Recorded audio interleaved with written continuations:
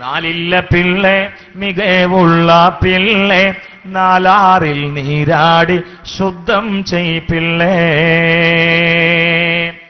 അകക്കൺ തുറന്നൊന്നേ നോക്കൊന്നേ മൂടാ ഉൾസാരം വന്നാലുറങ്ങാമോ കേടാ പകൽ കണ്ണടച്ചാലീരുളാമോ പോട്ട സ്വന്തം ഫീടിച്ചാൽ ഫജ്റാമോ പൊട്ട പൊട്ടാനി മുന്തുള്ളി പിഞ്ചോരെ കാട്ട പിന്നീന്ന് കാട്ടം ചുമെന്നോരെ കൊട്ട പെട്ടെന്ന് ചത്താൾ ചകയമല്ലേ പോട്ട പറഞ്ഞൂടൽക്ക് ബഹുമാനം പൊട്ട. ഇതിന്റെ ചില പ്രസംഗത്തിലൊക്കെ ഉദ്ധരിക്കുന്ന ഒരു കവിതയാണ്. കാരണം ഇത് ജീവിതത്തിൽ ഒരു 10,000 തവണ ഉദ്ധരിക്കണം എന്ന് ആഗ്രഹം ഉണ്ട്. അതുകൊണ്ടാണ് അർത്ഥം തീരാത്ത കവിതകളാണ്. 4 എന്നാണ് പറയുന്നത്. 4 24 അത് ലാ ഇലാഹ ഇല്ലല്ലാഹ് മുഹമ്മദ് റസൂലുള്ളാഹ് 24 അക്ഷരങ്ങളാണ്. 24 മണിക്കൂറാണ് ഒരു ദിവസം. ഈ ദിവസമായി മറിഞ്ഞു വരണമെങ്കിൽ ഈ 24 ഭൂമിയിൽ ഉണ്ടാവണം. ലാ തഖൂമു സ്സഅ ഹത്താ ലാ യുഖാല ഫിൽ അർളി ലാ ഇലാഹ ഇല്ലല്ലാഹ് വഫീ റിവായത്തിൻ അല്ലാഹു അല്ലാഹ് നബിയുനാ മുഹമ്മദ് മുസ്തഫ. ഞാൻ പറയുന്നത് അതാണ് വിശുദ്ധമായ ഖുർആനിൽ പറയുന്നത്. ഖദ് അഫ്ലഹ മൻ തസക്കാ. മുതഅല്ലിമീങ്ങളെ, അഫ്ലഹ എന്ന ഫീലം അളിയല്ലേ, അതിൽ ഖദ് വന്നാൽ തഹഖീഖ് എന്നത് നിയമമല്ലേ. ഉറപ്പ് എന്ന അർത്ഥം കൂട്ടിക്കൊടുക്കണം എന്നതാണ് നിയമം. ഖദ് അഫ്ലഹ, വിജയിച്ചു, അത് ഉറപ്പാണ്. പുനഃപരിശോധനയുടെ പ്രശ്നമില്ല. ലോകത്ത് വിജയിക്കണം എന്നതാണ് എല്ലാവരുടെയും തേട്ടോ. ഹിന്ദുക്കളും പറയുന്നത് വിജയിക്കണമെന്ന, ക്രിസ്ത്യാനികളും പറയുന്നത് വിജയിക്കണമെന്നാണ്, ജൂതനും പറയുന്നത് വിജയിക്കണമെന്നാണ്. അതേ, ബുദ്ധമതക്കാരനും ജൈനമതക്കാരനും സിഖുകാരനും പറയുന്നത് വിജയിക്കണമെന്നാണ്. മതമില്ലാത്തവനും പറയുന്നത് പരാജയപ്പെടണമെന്നല്ല, വിജയിക്കണം എന്നാണ്. ലോകത്ത് കക്ഷിപക്ഷ ജാതി മത ഭേദമന്യ, വർഗവർണ്ണ ദേശഭാഷാ ഭേദമന്യ സകലരും പറയുന്നത് എനിക്ക് വിജയിക്കണം എന്നാണ്. പക്ഷേ വിജയം ആർക്കാണ് എന്ന് അള്ളാന്റെ കലാമ് പറയട്ടെ. അത് മൻ ഒരുത്തനാണ്. തസക്കാ, അവൻ ലാ ഇലാഹ ഇല്ലല്ലാഹ് കൊണ്ട് ഹൃദയം പരിശുദ്ധമാക്കിയവനാണ്. ഒരു മനുഷ്യന് ലാ ഇലാഹ ഇല്ലല്ലാഹ് എന്നുകൊണ്ട് ഹൃദയം അങ്ങ് പരിശുദ്ധമാക്കിയാൽ എന്താ പിന്നെ ഉണ്ടാവുക? വദക്കറ സ്മ റബ്ബിഹി, പിന്നെ അവൻ അള്ളാഹനെ അങ്ങോട്ട് ഓർക്കും. അള്ളാഹനെ അങ്ങോട്ട് ഓർത്താൽ അതിന് മാരിഫത്ത് ഉണ്ടാവും. മാരിഫത്ത് വന്നാൽ പിന്നെ പണി തുടങ്ങും. അതാണ് ഫസല്ല. ഖദ് അഫ്ലഹ മൻ തസക്കാ. ഇപ്പൊ കൽബിൽ നിന്ന് ആവശ്യമില്ലാത്തത് ഒഴിവായി. വദക്കറ സ്മ റബ്ബിഹി, ആവശ്യമുള്ളത് വന്നോ.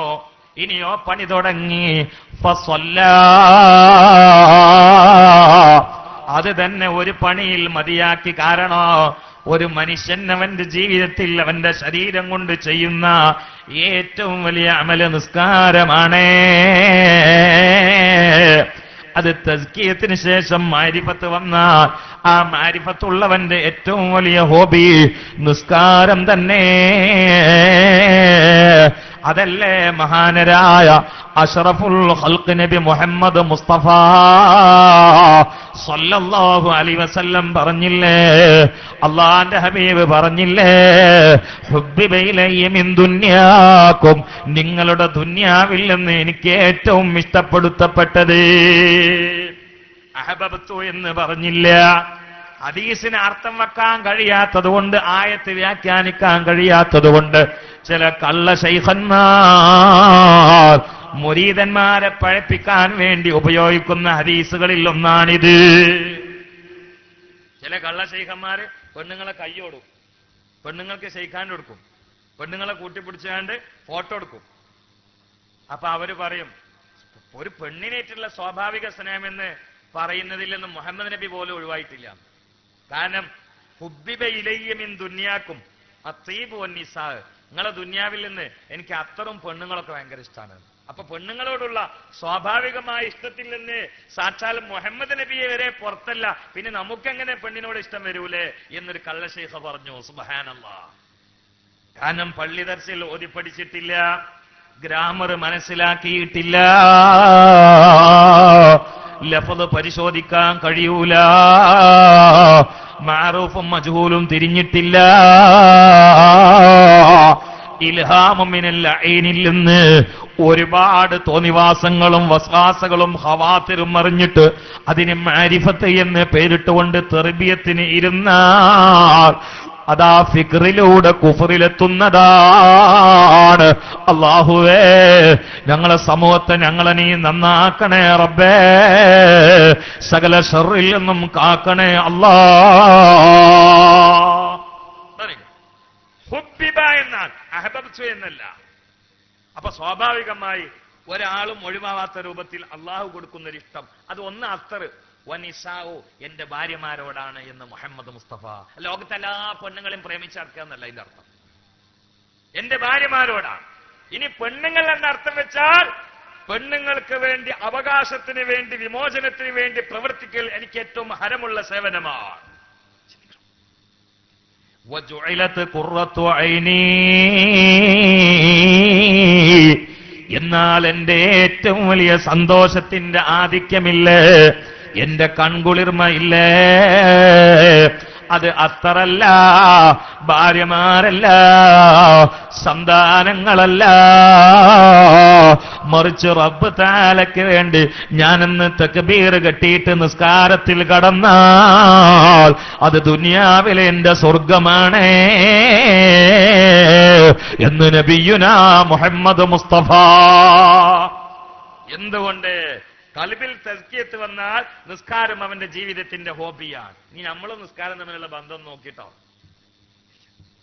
നമ്മളും നിസ്കാരം തമ്മിലുള്ള ബന്ധം നോക്ക്. സുബ്ഹാനല്ലാഹ്, അല്ലാഹു കാത്തുരക്ഷിക്കട്ടെ. ചില സ്ഥലത്തൊക്കെ വാലിന് ചെറുപ്പക്കാരൻ നന്നായിട്ട് അധ്വാനിക്കും, സംഘാടനം, ഒരുമിച്ച് കൂട്ടൽ, അനൗൺസ്, ഭക്ഷണം ഉണ്ടാക്കൽ ഒക്കെയാണ്, പക്ഷെ നിസ്കരിക്കൂല. അല്ലാഹു കാത്തുരക്ഷിക്കട്ടെ, നിസ്കരിക്കൂല.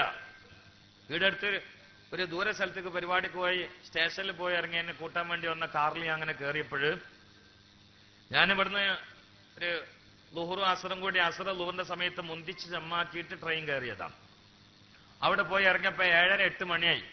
അവിടുന്ന് ഇനി 1 മണിക്കൂർ ഓടാണ്ട്. അപ്പൊ ഞാൻ ട്രെയിനിൽ ഇരുന്നിട്ട് മാരിവാൻ കൊടുത്തപ്പോ മാരി വേശായിലേക്ക് പിന്തിച്ച് ജമ്മാക്കാൻ വേണ്ടി നിയത്തിയിരുന്നു. ഇനി എനിക്ക് സുബഹിന്റെ മുമ്പ് 2 കൂടി നിസ്കരിച്ചാൽ മതി. പക്ഷെ എന്നെ കൂട്ടാൻ വേണ്ടി വന്ന ആൾക്ക് അങ്ങനെ പറ്റൂല. കാരണം 132 കിലോമീറ്റർ ഒന്നും ഇല്ല. അവിടുന്ന് 1 മണിക്കൂറത്തെ യാത്ര, ഒരു 70 കിലോമീറ്റർ ഉള്ളൂ. പക്ഷെ അവ എന്നെ കാത്തിക്കാൻ തുടങ്ങിയത് മാരിബിന്റെ മുമ്പാണ്.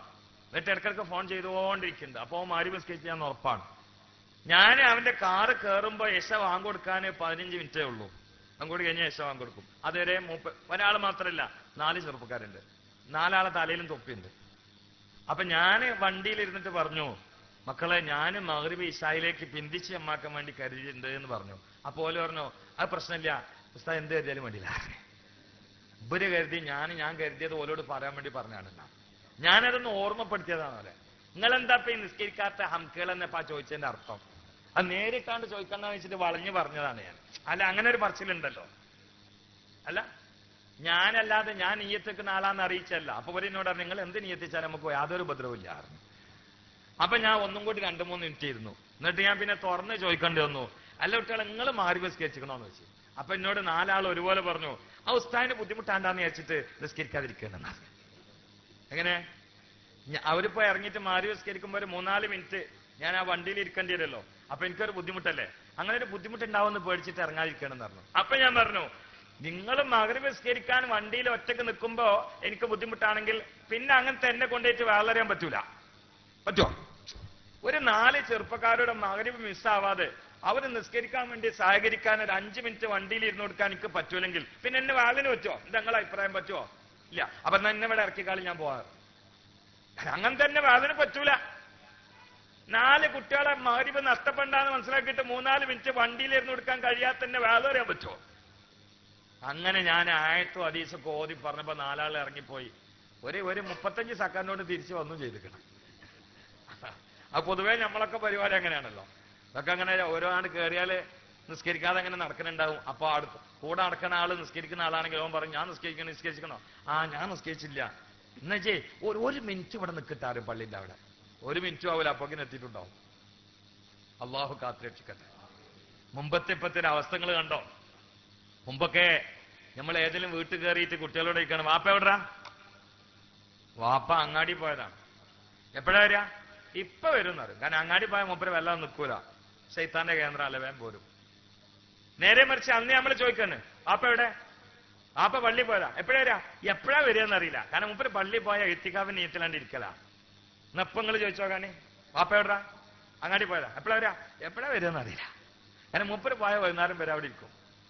അഥവാ പള്ളി പോയാലോ വാപ്പയുടെ പള്ളി പോയതാ. എപ്പോഴാ? ഇപ്പ വരും. കാരണം പള്ളിയിൽ മൂപ്പര് നിൽക്കൂല. ഒക്കെ മാറിയില്ലേ? മിൻ ദുനിയാക്കും الطيب والنساء وجعلت قرة عيني في الصلاة. അതിന് മറ്റൊരർത്ഥമുണ്ട്. വജുഇലത് ഖുറത്തു ഐനി, ഖബറിൽ കടന്നിട്ട് എന്റെ ഏറ്റവും വലിയ സന്തോഷം ഫിസ്സലാ, നിങ്ങൾ എനിക്ക് സ്വലാത്ത് ചെല്ലുമ്പോഴാണ് എന്ന് നബിയുനാ മുഹമ്മദുർ റസൂലുള്ളാഹി. അന്നബി സല്ലു അലൈഹി സ്വലവാത്തുല്ലാഹി അലൈഹി വയനാലുൽ ബറക കുല്ലു മൻ സല്ല അലൈഹി വയനാലുൽ ബറക കുല്ലു മൻ സല്ല അലൈഹി. അല്ലാഹ് അല്ലാഹ് അല്ലാഹ് അല്ലാഹ് അല്ലാഹ് അല്ലാഹ് അല്ലാഹ് നബിയുനാ വഹബീബുനാ മുഹമ്മദ് മുസ്തഫ. അതുകൊണ്ട് അല്ലാഹുവിന്റെ റസൂല് സല്ലല്ലാഹു അലൈഹി വസല്ലമയെ സന്തോഷിപ്പിച്ചുകൊണ്ട് പരലോകത്ത് ശഫാഅത്ത് വാങ്ങി രക്ഷപ്പെടണമെന്ന് ആഗ്രഹിക്കുന്ന എന്റെ പ്രിയപ്പെട്ട ശ്രോതാക്കളെ, ആണുങ്ങളെ, ഉച്ചത്തിൽ ചൊല്ലിക്കോ, സ്വലാത്തിന്റെ സലൂട്ട് സമർപ്പിച്ചോ നബിയുനാ മുഹമ്മദ് മുസ്തഫ. ഹൃദയത്തിന്റെ തസ്കിയത്തിന്റെ ഒന്നാമത്തെ ടോണിക്ക് മുഹമ്മദ് മുസ്തഫ. അല അറിയണേ ബിദിക്രില്ല ഐ ബി മുഹമ്മദിൻ സല്ലല്ലാഹു അലൈഹി വസല്ലം. മുഹമ്മദ് നബിയെ കൊണ്ടാണ് തത്മഇന്നുൽ ഖുലൂബ്, ഹൃദയത്തിന്റെ സമാധാനം മുഹമ്മദ് മുസ്തഫ. അല്ലാഹുവിന്റെ റസൂൽ കൽബിൽ അങ്ങോട്ട് വന്ന ഓൻ പിന്നെ റെഡിയാണ്. ഇന്നാ ബൈതൻ അൻത സാകിനുഹു ലൈസാ മുഹ്താജൻ ഇലാ സുറൂജി. വല്ലാ വീട്ടിലും നബി താമസിച്ചാൽ അവിടെ വിളക്ക് വേണ്ട നബിയേ. ഇന്ന ബൈതൻ ഏത് കൽബാണ്, അന്ത തങ്ങൾ സാകിനുഹു ആ കൽബിന്റെ ഉള്ളിൽ കയറി താമസിച്ചാൽ, ലൈസ കൽബിന്റെ ഉടമയല്ല, മുഹ്താജൻ ഇല സുറുജി, മനസ്സിന്റെ തസ്കിയത്തിന് വേണ്ടി ഇനി ഉന്നതമായ ആരിഫ്യങ്ങളെ തെരഞ്ഞു നടക്കണ്ട, അവരുണ്ടാവട്ടെ ഇല്ലാതിരിക്കട്ടെ. ആരുടെ കൽബിലാണോ തങ്ങൾ കയറിക്കൂടിയത് അവന് ഹൃദയത്തിലേക്ക് വേണ്ട തസ്കിയത്തും തെർബിയത്തും ഇഹ്സാനും ഇഖ്ലാസും മദീനയിൽ നിന്ന് വരദാനമായി പ്രവഹിക്കുന്നതാണ്. ആ കൂട്ടത്തിൽ അല്ലാഹു നമ്മെ പെടുത്തട്ടെ. ഒന്നാമീൻ പറഞ്ഞ ആ കൂട്ടത്തിൽ അല്ലാഹു നമ്മെ ഉൾപ്പെടുത്തട്ടെ. അല്ലാഹുവേ, കാണാത്ത പൊൻപ്രഭാ തിളങ്ങുന്ന പ്രശോഭിതമായ ആ പുണ്യപൂമുഖം ഞങ്ങൾക്ക് നീ കാണിക്കണേ അല്ലാ. നമ്മുടെ മഹാന്മാരൊക്കെ മുസ്തഫ നബിയോട് നേരെ ബന്ധമുള്ള മഹാന്മാരാ. ഒരിക്കൽ കണ്ണിയത്ത് ഉസ്താദ് തന്റെ ശിഷ്യന്മാരോട് ചോദിച്ചു, മക്കളെ, നിങ്ങളാരെങ്കിലോ മുഹമ്മദ് നബിയെ കണ്ടിട്ടുണ്ടോ?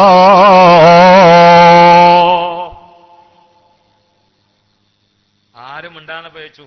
അപ്പൊ നിങ്ങൾ സ്വപ്നത്തിലും കണ്ടിട്ടില്ലേ? എന്താ ഇതിന്റെ അർത്ഥം? അതിനർത്ഥം വെക്കാൻ കഴിയുന്ന ആളുണ്ട് ഇവിടെ? അപ്പൊ നിങ്ങൾ സ്വപ്നത്തിലും കണ്ടിട്ടില്ലേ എന്ന് വെച്ചാൽ ഈ പറയുന്ന ആളെ എങ്ങനെ കണ്ടിട്ടുണ്ടാവണം? അല്ലല്ലല്ല, ഈ പറയുന്ന ആളെ എങ്ങനെ കണ്ടിട്ടുണ്ടാവണം? ഈ പറയുന്ന ആളെ എങ്ങനെ കണ്ടിട്ടുണ്ടാവണം? നേരിട്ട് കണ്ടിട്ടുണ്ടാവണം. എങ്ങനെ കാണാതിരിക്കുക? അവരെ ശിഷ്യനല്ലേ, അവരെ പ്രധാനപ്പെട്ട ശിഷ്യനല്ലേ മഹാനായ വലിയുള്ളാഹി ശംസുൽ ഉലമ. ഈ മൂന്നാളില്ലാതെ എന്ന് പ്രസംഗിക്കാൻ പറ്റോ? അവരെ ഉറൂസുള്ള മാസല്ലേ ഇത്? അവരെ ശിഷ്യനാണ് മഹാനായ വലിയുള്ളാഹി ശംസുൽ ഉലമ. അള്ളാഹു ദറജ ഉയർത്തി കൊടുക്കട്ടെ. മഞ്ചേരിയിൽ ക്രിസ്ത്യൻ പാതിരിമാർക്ക് നേരെ അവരുടെ ത്രിയേകത്വത്തിനെ നഖശിഖാന്തം എതിർത്തുകൊണ്ട് കശകി എറിയാൻ വേണ്ടി ചെറുപ്പക്കാരനായ ശംസുൽ ഉലമ കയറി വരികയാണ്. കാരണം ത്രിയോഗത്വം സ്ഥാപിച്ചുകൊണ്ട് മഞ്ചേരി പിടിച്ചെടുക്കുന്ന സമയമാണ്. ഇംഗ്ലീഷ്, സംസ്കൃതം, മലയാളം ഒക്കെ ആയിട്ട് ഇവരിങ്ങനെ വീട് വീടാന്തരം കയറി ഇറങ്ങാണ്. മറിയം മേരി ആവുന്നു, യൂസഫ് ജോസഫ് ആവുന്നു. കുട്ടികളൊക്കെ മിഠായി പിടിച്ചിട്ട് ത്രിയാഗത്വത്തിന്റെ ബാക്കിൽ ഇങ്ങനെ ചിരിച്ചു നടക്കുന്നു. സുബ്ഹാനല്ലാഹ്. ആരാ നേരിടാൻ ഒരു പണ്ഡിതൻ? ആരുമില്ല. അപ്പോഴല്ലേ മഹാനായ വലിയുള്ളാഹി ശംസുൽ ഉലമ മഞ്ചേരിയിലേക്ക് കയറിയ ഒരു നിബന്ധന വെച്ചു. കയറിയതിന് മുമ്പ് എല്ലാ പാതിരിമാരും സാസിലുണ്ടാവണമെന്നാ. എല്ലാ പാതിരിമാരും ക്രിസ്ത്യൻ പണ്ഡിതന്മാരും ഞാൻ പ്രസംഗിക്കുന്ന സദസ്സിൽ ഉണ്ടാവണം. നിബന്ധനയാ. ആരുടെ നിബന്ധന? വലിയുള്ളാഹി ശംസുൽ ഉലമയുടെ നിബന്ധനയാണ്. പാതിരിമാരെ നേരിട്ട് പോയി ക്ഷണിച്ചു. 200ഓളം പാതിരിമാർ മഹാനായ ശംസുൽ ഉലമയുടെ പ്രസംഗത്തിനെ ചോദ്യം ചെയ്യാനും വെല്ലുവിളിക്കാനും പരിഹസിക്കാനും പരാജയപ്പെടുത്താനും അതാ നിരനിരയായി സദസ്സിന്റെ മുമ്പിലിരിക്കുകയാണ്. ഇവർക്ക് ശംസുൽ ഉലമയൊന്നും അറിയില്ല. 200 പാതിരിമാർക്ക് നേതൃത്വം കൊടുത്ത ആരാര്യങ്ങള്? ജോൺ മുണ്ടക്കൽ എന്ന പാതിരി. അള്ളാഹു ആഫിയത്തുള്ള ദീർഘായുസ്സ് കൊടുക്കട്ടെ. നിങ്ങൾ ബാക്കിന്ന് ആമീൻ പറയാത്തതിന് രഹസ്യം എനിക്ക് മനസ്സിലായി. അങ്ങനെ ഒരു പാതിരിക്ക് ആമീൻ പറഞ്ഞിട്ട് ദീർഘായുസ്സ് കൊടുക്കണമെന്നാണ്. നിങ്ങൾ ധൈര്യമായിട്ട് ആമീൻ പറഞ്ഞോളി. അള്ളാഹു അദ്ദേഹത്തിന് ആഫിയത്തുള്ള ദീർഘായുസ്സ് കൊടുക്കട്ടെ. കാരണം അദ്ദേഹം ഇന്ന് സമസ്തന്റെ പ്രവാചകനാണ്. അദ്ദേഹം ഇന്ന് ഉണ്ടായിരുന്നോ പള്ളിയിലോ? നിങ്ങളെ ഈ നാട്ടിലെ പള്ളിയിൽ വന്നിക്കണെന്ന് പറഞ്ഞു. അദ്ദേഹം തന്നെയാണ് ആള്. 200 പാതിരിമാർക്ക് നേതൃത്വം കൊടുത്തത് ആ മെലിഞ്ഞ മനുഷ്യനാണ്. അന്ന് മെലിഞ്ഞിട്ടൊന്നും നല്ല തടിമാടനാ. മുണ്ടക്കൽ ഇബ്രാഹിം മുണ്ടക്കൽ. ഇപ്പൊ ഇബ്രാഹിം മുണ്ടക്കലാണ്. അന്ന് ജോൺ മുണ്ടക്കൽ. അന്ന് തന്നെ പറയണ. അന്ന് ഇബ്രാഹിം മുണ്ടക്കൽ എന്ന് പറഞ്ഞാൽ പിന്നെ കഥയില്ലല്ലോ. അന്ന് ജോൺ മുണ്ടക്കൽ. ഈ 199 പാതിരിമാർക്ക് ഇയാളാ നേതൃത്വം. എല്ലാവരും കൂടി വന്നിരിക്കുകയാണ്. ശംസുൽ ഉലമ നേരെ വണ്ടിയിൽ ജീപ്പിൽ വന്ന് ഇറങ്ങിയപ്പോ ഇവരൊക്കെ കൂടി പരിഹസിച്ചിരിക്കാൻ തുടങ്ങി. കാരണം ശംസുൽ ഉലമ സ്കെൽറ്റ് മനുഷ്യനെ ഒരു കള്ളിത്തോന്ന് എടുത്തിട്ട് ഇങ്ങനെ വരുമ്പോ ഇത് ഊതിയാ പാർന്ന സൈസല്ലേ എന്നവര്. ഇവർ ചിന്തിച്ചെന്താണ്? വലിയൊരു ജഗബൊക വണ്ടിയില് ഭയങ്കര ഹൈറ്റും വെയിറ്റും ഒക്കെ ആയിട്ട് ഒരു മിമിക്രും ചാടൊക്കെ ആയിട്ട് ഇങ്ങോട്ട് വരുന്നതാണ്. അതൊന്നും ഇല്ലാതെ വന്നിറങ്ങിയപ്പോ ഇവർക്കെട്ട് തോന്നി ഇതിപ്പോ നമുക്കെന്നെ കൈകാര്യം ചെയ്യാനില്ലല്ലോ എന്ന്. ശംസുൽ ഉലമ നേരെ സ്റ്റേജിൽ വന്ന് കയറി പ്രസംഗിച്ചു. അതിന്റെ ഇടയിൽ ക്രിസ്ത്യാനികളോട് ചോദിച്ചു, യേശു ക്രിസ്തു ക്രൂശിക്കപ്പെട്ടിട്ടുണ്ടോ എന്ന് ചോദിച്ചു. ബൈബിൾ കൊണ്ട് തെളിയിക്കാൻ പറ്റുമോ എന്നാ ചോദ്യം. ഖുർആൻ കൊണ്ടല്ല, ബൈബിൾ കൊണ്ട് തെളിയിക്കാൻ പറ്റുമോ? ഒരു പാതിരി മലയാള ബൈബിളൊക്കെ വായിച്ചു നോക്കി. ഇത് മലയാള ബൈബിളാ, ഒറിജിനൽ ബൈബിൾ അല്ല. എന്റെ അടുത്ത് ഒറിജിനൽ ബൈബിൾ ഉണ്ട്, സുറിയാനി ഭാഷയിലെ ബൈബിൾ. അപ്പൊ സുറിയാനി നാട്ടിലേക്ക് അറിയുന്നില്ല. യഥാർത്ഥ ഭാഷയിലെ ബൈബിൾ ശംസുൽ ഉലമയുടെ കയ്യില്. ഈ ബൈബിൾ ശംസുൽ ഉലമയ്ക്ക് എങ്ങനെ കിട്ടി? അല്ലാഹു ആലം, ഒരാൾക്കും അറിയില്ല. കാരണം 1000 കൊല്ലം മുമ്പുള്ള ബൈബിളാ കൈ പിടിച്ചിരിക്കുന്നത്. ബൈബിൾ അങ്ങോട്ട് നിർത്തിയിട്ട് ഇബാറത്ത് വായിച്ചിട്ടാണ് അർത്ഥം വെക്കാൻ തുടങ്ങി. പാതിരന്മാരെ മുട്ട് തമ്മിൽ വരച്ചിട്ട് കൂട്ടിമുട്ടാൻ തുടങ്ങി. ഇംഗ്ലീഷ് ബൈബിൾ ഉദ്ധരിക്കാൻ തുടങ്ങി. പാതിരിമാര് കുട്ടികൾ ഘോഷയാത്രക്ക് പോകുമ്പോൾ ബാക്കിൽ ഒരു 100 ഇറങ്ങിയാണ്ട് പോയി. പിന്നെ ജോൺ മുണ്ടക്കലും കുറച്ച് പാതിരിമാരും ഉള്ളത്, വേറെ ആരുമില്ല. അതിന് പാതിരിമാരൊക്കെ കൂടി ജോൺ മുണ്ടക്കലിന് ജാക്കറ്റ് പൊതിച്ചിട്ട് പറഞ്ഞു, ഇവിടെ നമ്മളിപ്പോ ആശയം കൊണ്ട് പിടിച്ചിക്കാൻ പറ്റൂല, ആദർശം പോയി, ഇനി ആമാശയത്തിന്റെ കളി കളിച്ചു നോക്കുക. അതങ്ങനെയല്ല. ആദർശം കൊണ്ട് കളിക്കാൻ പറ്റാത്തവരൊക്കെ പിന്നെ എന്നും ആമാശയം കൊണ്ടേ കളിച്ചിട്ടുള്ളൂ. ഒന്നും അങ്ങനെ തന്നെയാണ്. എങ്ങനെയൊക്കെയെന്ന് ഞാൻ പറഞ്ഞില്ല. ആദർശം പൊട്ടിപ്പോയ പിന്നെ ആമാശയത്തിന്റെ കളിയാണ്. അത് ബാത്തിലിന്റെ അഹ്ലുകാരുടെ ലക്ഷണമാണ്. അപ്പൊ ഇവര് പറഞ്ഞു, ഏതായാലും നമുക്ക് ബൈബിൾ കൊണ്ട് പിടിച്ചിക്കാൻ പറ്റൂല, ഇനി നമുക്ക് മൂലേരെ എങ്ങനെങ്കിലും അങ്ങോട്ട് പരാജയപ്പെടുത്തുക, വെറുതെ വിടാൻ പറ്റില്ല. അത് ജോൺ മുണ്ടക്കൽ അറിഞ്ഞു. അത് ഞാൻ ഏറ്റെടുത്തു, ഞാൻ ആയിക്കോളാം. മൂപ്പര് രംഗത്ത് വന്നിട്ട് ശംസുൽ ഉലമ ഒരൊറ്റ വെല്ലുവിളിയാണ്. ഇതാരോ, മുസ്ലിയാരെ, നിങ്ങളൊരു മുസ്ലിം പണ്ഡിതനല്ലേ? അതെ. മുസ്ലിം പണ്ഡിതന്മാർ അമ്പിയാക്കളുടെ അനന്തരാവകാശികളാണെന്ന് നിങ്ങൾ പറയാറില്ലേ? അപ്പൊ ഈ പാതിരിമാർക്കും സ്വാമിമാർക്കും അവർക്ക് ആവശ്യമുള്ള ഹദീസ് അറിയാം. ഒരു വിവരമുള്ള സ്വാമിനേറ്റോ പാതിരിനേറ്റോ തീരെ വിവരമില്ലാതെ കളിക്കാൻ പോയണ്ടല്ലോ, ആയുധമില്ലാതെ യുദ്ധത്തിന് ഇറങ്ങി വരാവും, തലും കൊണ്ടൊക്കെ പോയിട്ട് ഇങ്ങോട്ട് പോകേണ്ടി വരും. കാരണം അവർക്ക് ആവശ്യമുള്ള അവരെടുത്തുണ്ട്. ഞാൻ ചിലപ്പോൾ പാതിരിമാരോടും സ്വാമിമാരോടും സംസാരിക്കുന്ന ഒരാളാണ്. എനിക്ക് തന്നെ തോന്നലുണ്ട്, എനിക്ക് എങ്ങനെ ഇതൊക്കെ പഠിഞ്ഞു. ഒരിക്കല് കണ്ണൂരുള്ള ഒരു ബാലകൃഷ്ണ സ്വാമിയുമായിട്ട് എന്റെ വണ്ടിയിൽ അദ്ദേഹത്തിനെ കയറ്റിയിട്ട് ഞങ്ങൾക്ക് രണ്ടാക്കും കൂടി തൃശ്ശൂർ ഒരു പരിപാടി ഉണ്ടായിരുന്നു, സെമിനാർ. അപ്പൊ ഞാൻ പറഞ്ഞു, സ്വാമി എന്റെ വണ്ടി തന്നെ കയറിക്കോളി എന്ന് പറഞ്ഞു. ഞാൻ എന്റെ വണ്ടി തന്നെ കയറ്റിങ്ങനെ പോകുമ്പോ എങ്ങനെ ഉണ്ടെന്ന് നോക്കാന്ന് വെച്ച് ഞാൻ ഒരു ഉന്ത് 2-3 അങ്ങോട്ട് കൊടുത്ത് ചർച്ചയ്ക്ക്. അല്ല എങ്ങനെ ഉന്തല്ല കേട്ടോ, 2-3 ഉന്ത് വന്നിട്ട് എന്തൊക്കെ ഉണ്ട് ഉള്ളതൊന്ന് പുറത്തായിട്ടാന്ന് ചോദിച്ചിട്ട് ചർച്ച ചെയ്ത് നോക്കുമ്പോ ചെങ്ങായിക്ക് ഒട്ടുമിക്ക ഹദീസും ആയത്തും അറിയാം. പക്ഷെ അള്ളാഹു താലാന്റെ എന്തോ ഒരു ഇതുകൊണ്ട് കീഴ്പ്പെടുത്താൻ കഴിഞ്ഞു. എന്നിട്ട് പറഞ്ഞാൽ അവിടെ അൽഹംദുലില്ലാ ഹിക്മത്തിന്റെ മറുപടിയും ആയത്തും ഹദീസൊക്കെ ഇട്ട് കീഴ്പ്പെടുത്തി ബൈബിള് രാമായണൊക്കെ ഉദ്ധരിച്ചു, ഭവിഷ്യൽ പുരാണം ഉദ്ധരിച്ചപ്പോ സ്വാമി മാപ്പെട്ട് നോക്കുകയാണ്. സുബ്ഹാനല്ലാഹ്. അപ്പൊ അവർക്ക് ആവശ്യങ്ങളൊക്കെ അറിയാം. അപ്പൊ ശംസുൽമനോട് വെല്ലുവിളിക്കാൻ അൽ ഉലമാ വറസത്തുൽ അംബിയാ, അൽ ഉലമാ വറസത്തുൽ അംബിയാ എന്നല്ലേ മുസ്ലിയാരെ? പണ്ഡിതന്മാർ അമ്പിയാക്കളുടെ അനന്തരക്കാരാണ് എന്നല്ലേ? നിങ്ങളുടെ ഭാഷയിൽ ഞങ്ങളുടെ യേശു ക്രിസ്തു നബിയാണല്ലോ, നബി അവരുടെ ഭാഷ കേട്ടോ നബി. ഖുറാനിൽ അങ്ങനെയല്ല പറയുന്നത്, നബി ഞങ്ങൾക്കാണല്ലോ ദൈവം. അപ്പൊ ആ യേശു ക്രിസ്തു നിങ്ങളുടെ ഭാഷയിൽ നബിയാണ്. യേശു ക്രിസ്തു ആവുന്ന നബി മരിച്ചോരെ ജീവിപ്പിച്ചു എന്നുള്ളത് ഖുറാനില്ലേ മുസ്ലിയാരെ? അതുണ്ട്. എന്നാൽ ആ നബിയുടെ അനന്തരമെടുത്ത പണ്ഡിതനാണ് നിങ്ങളെങ്കിൽ ഒരു മരിച്ച മയ്യത്തിനെ ജീവിപ്പിക്കുമോ?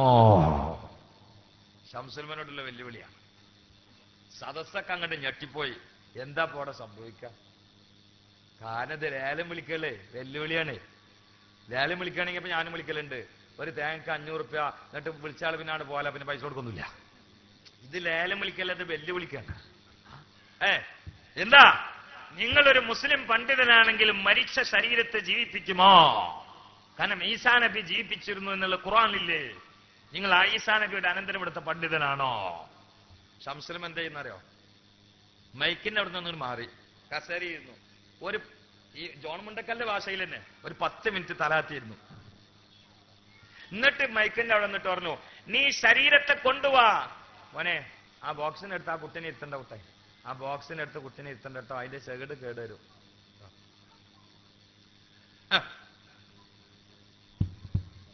ശംസുലമയോടുള്ള വെല്ലുവിളിയാണ്. മരിച്ച ശരീരത്തെ നിങ്ങൾ സംസാരിപ്പിക്കുമോ? ഞങ്ങളെ യേശു ക്രിസ്തു നിങ്ങളുടെ ഭാഷയിൽ ഈസാ നബി സംസാരിപ്പിച്ചിരുന്നു എന്നത് ഖുർആനിലില്ലേ? ഇത് കേട്ട മഹാനായ ആരിഫായ വലിയായ ആലിമുൽ ആലം എന്ന് അറബികൾ പോലും മുദ്രകുത്തിയ മഹാനായ ശംസുൽ ഉലമാ പെട്ടെന്ന് തലതാത്തി ഏതാനും മിനിറ്റുകൾ മൗനിയായിട്ടിരിക്കുകയാ. എന്നിട്ട് എണീറ്റുകൊണ്ട് മൈക്കിന്റെ മുമ്പിൽ വന്നിട്ട് പറയുകയാ, നീ ജഡം കൊണ്ടുവാ, ഞാൻ എഴുന്നേൽപ്പിച്ചു തരാ.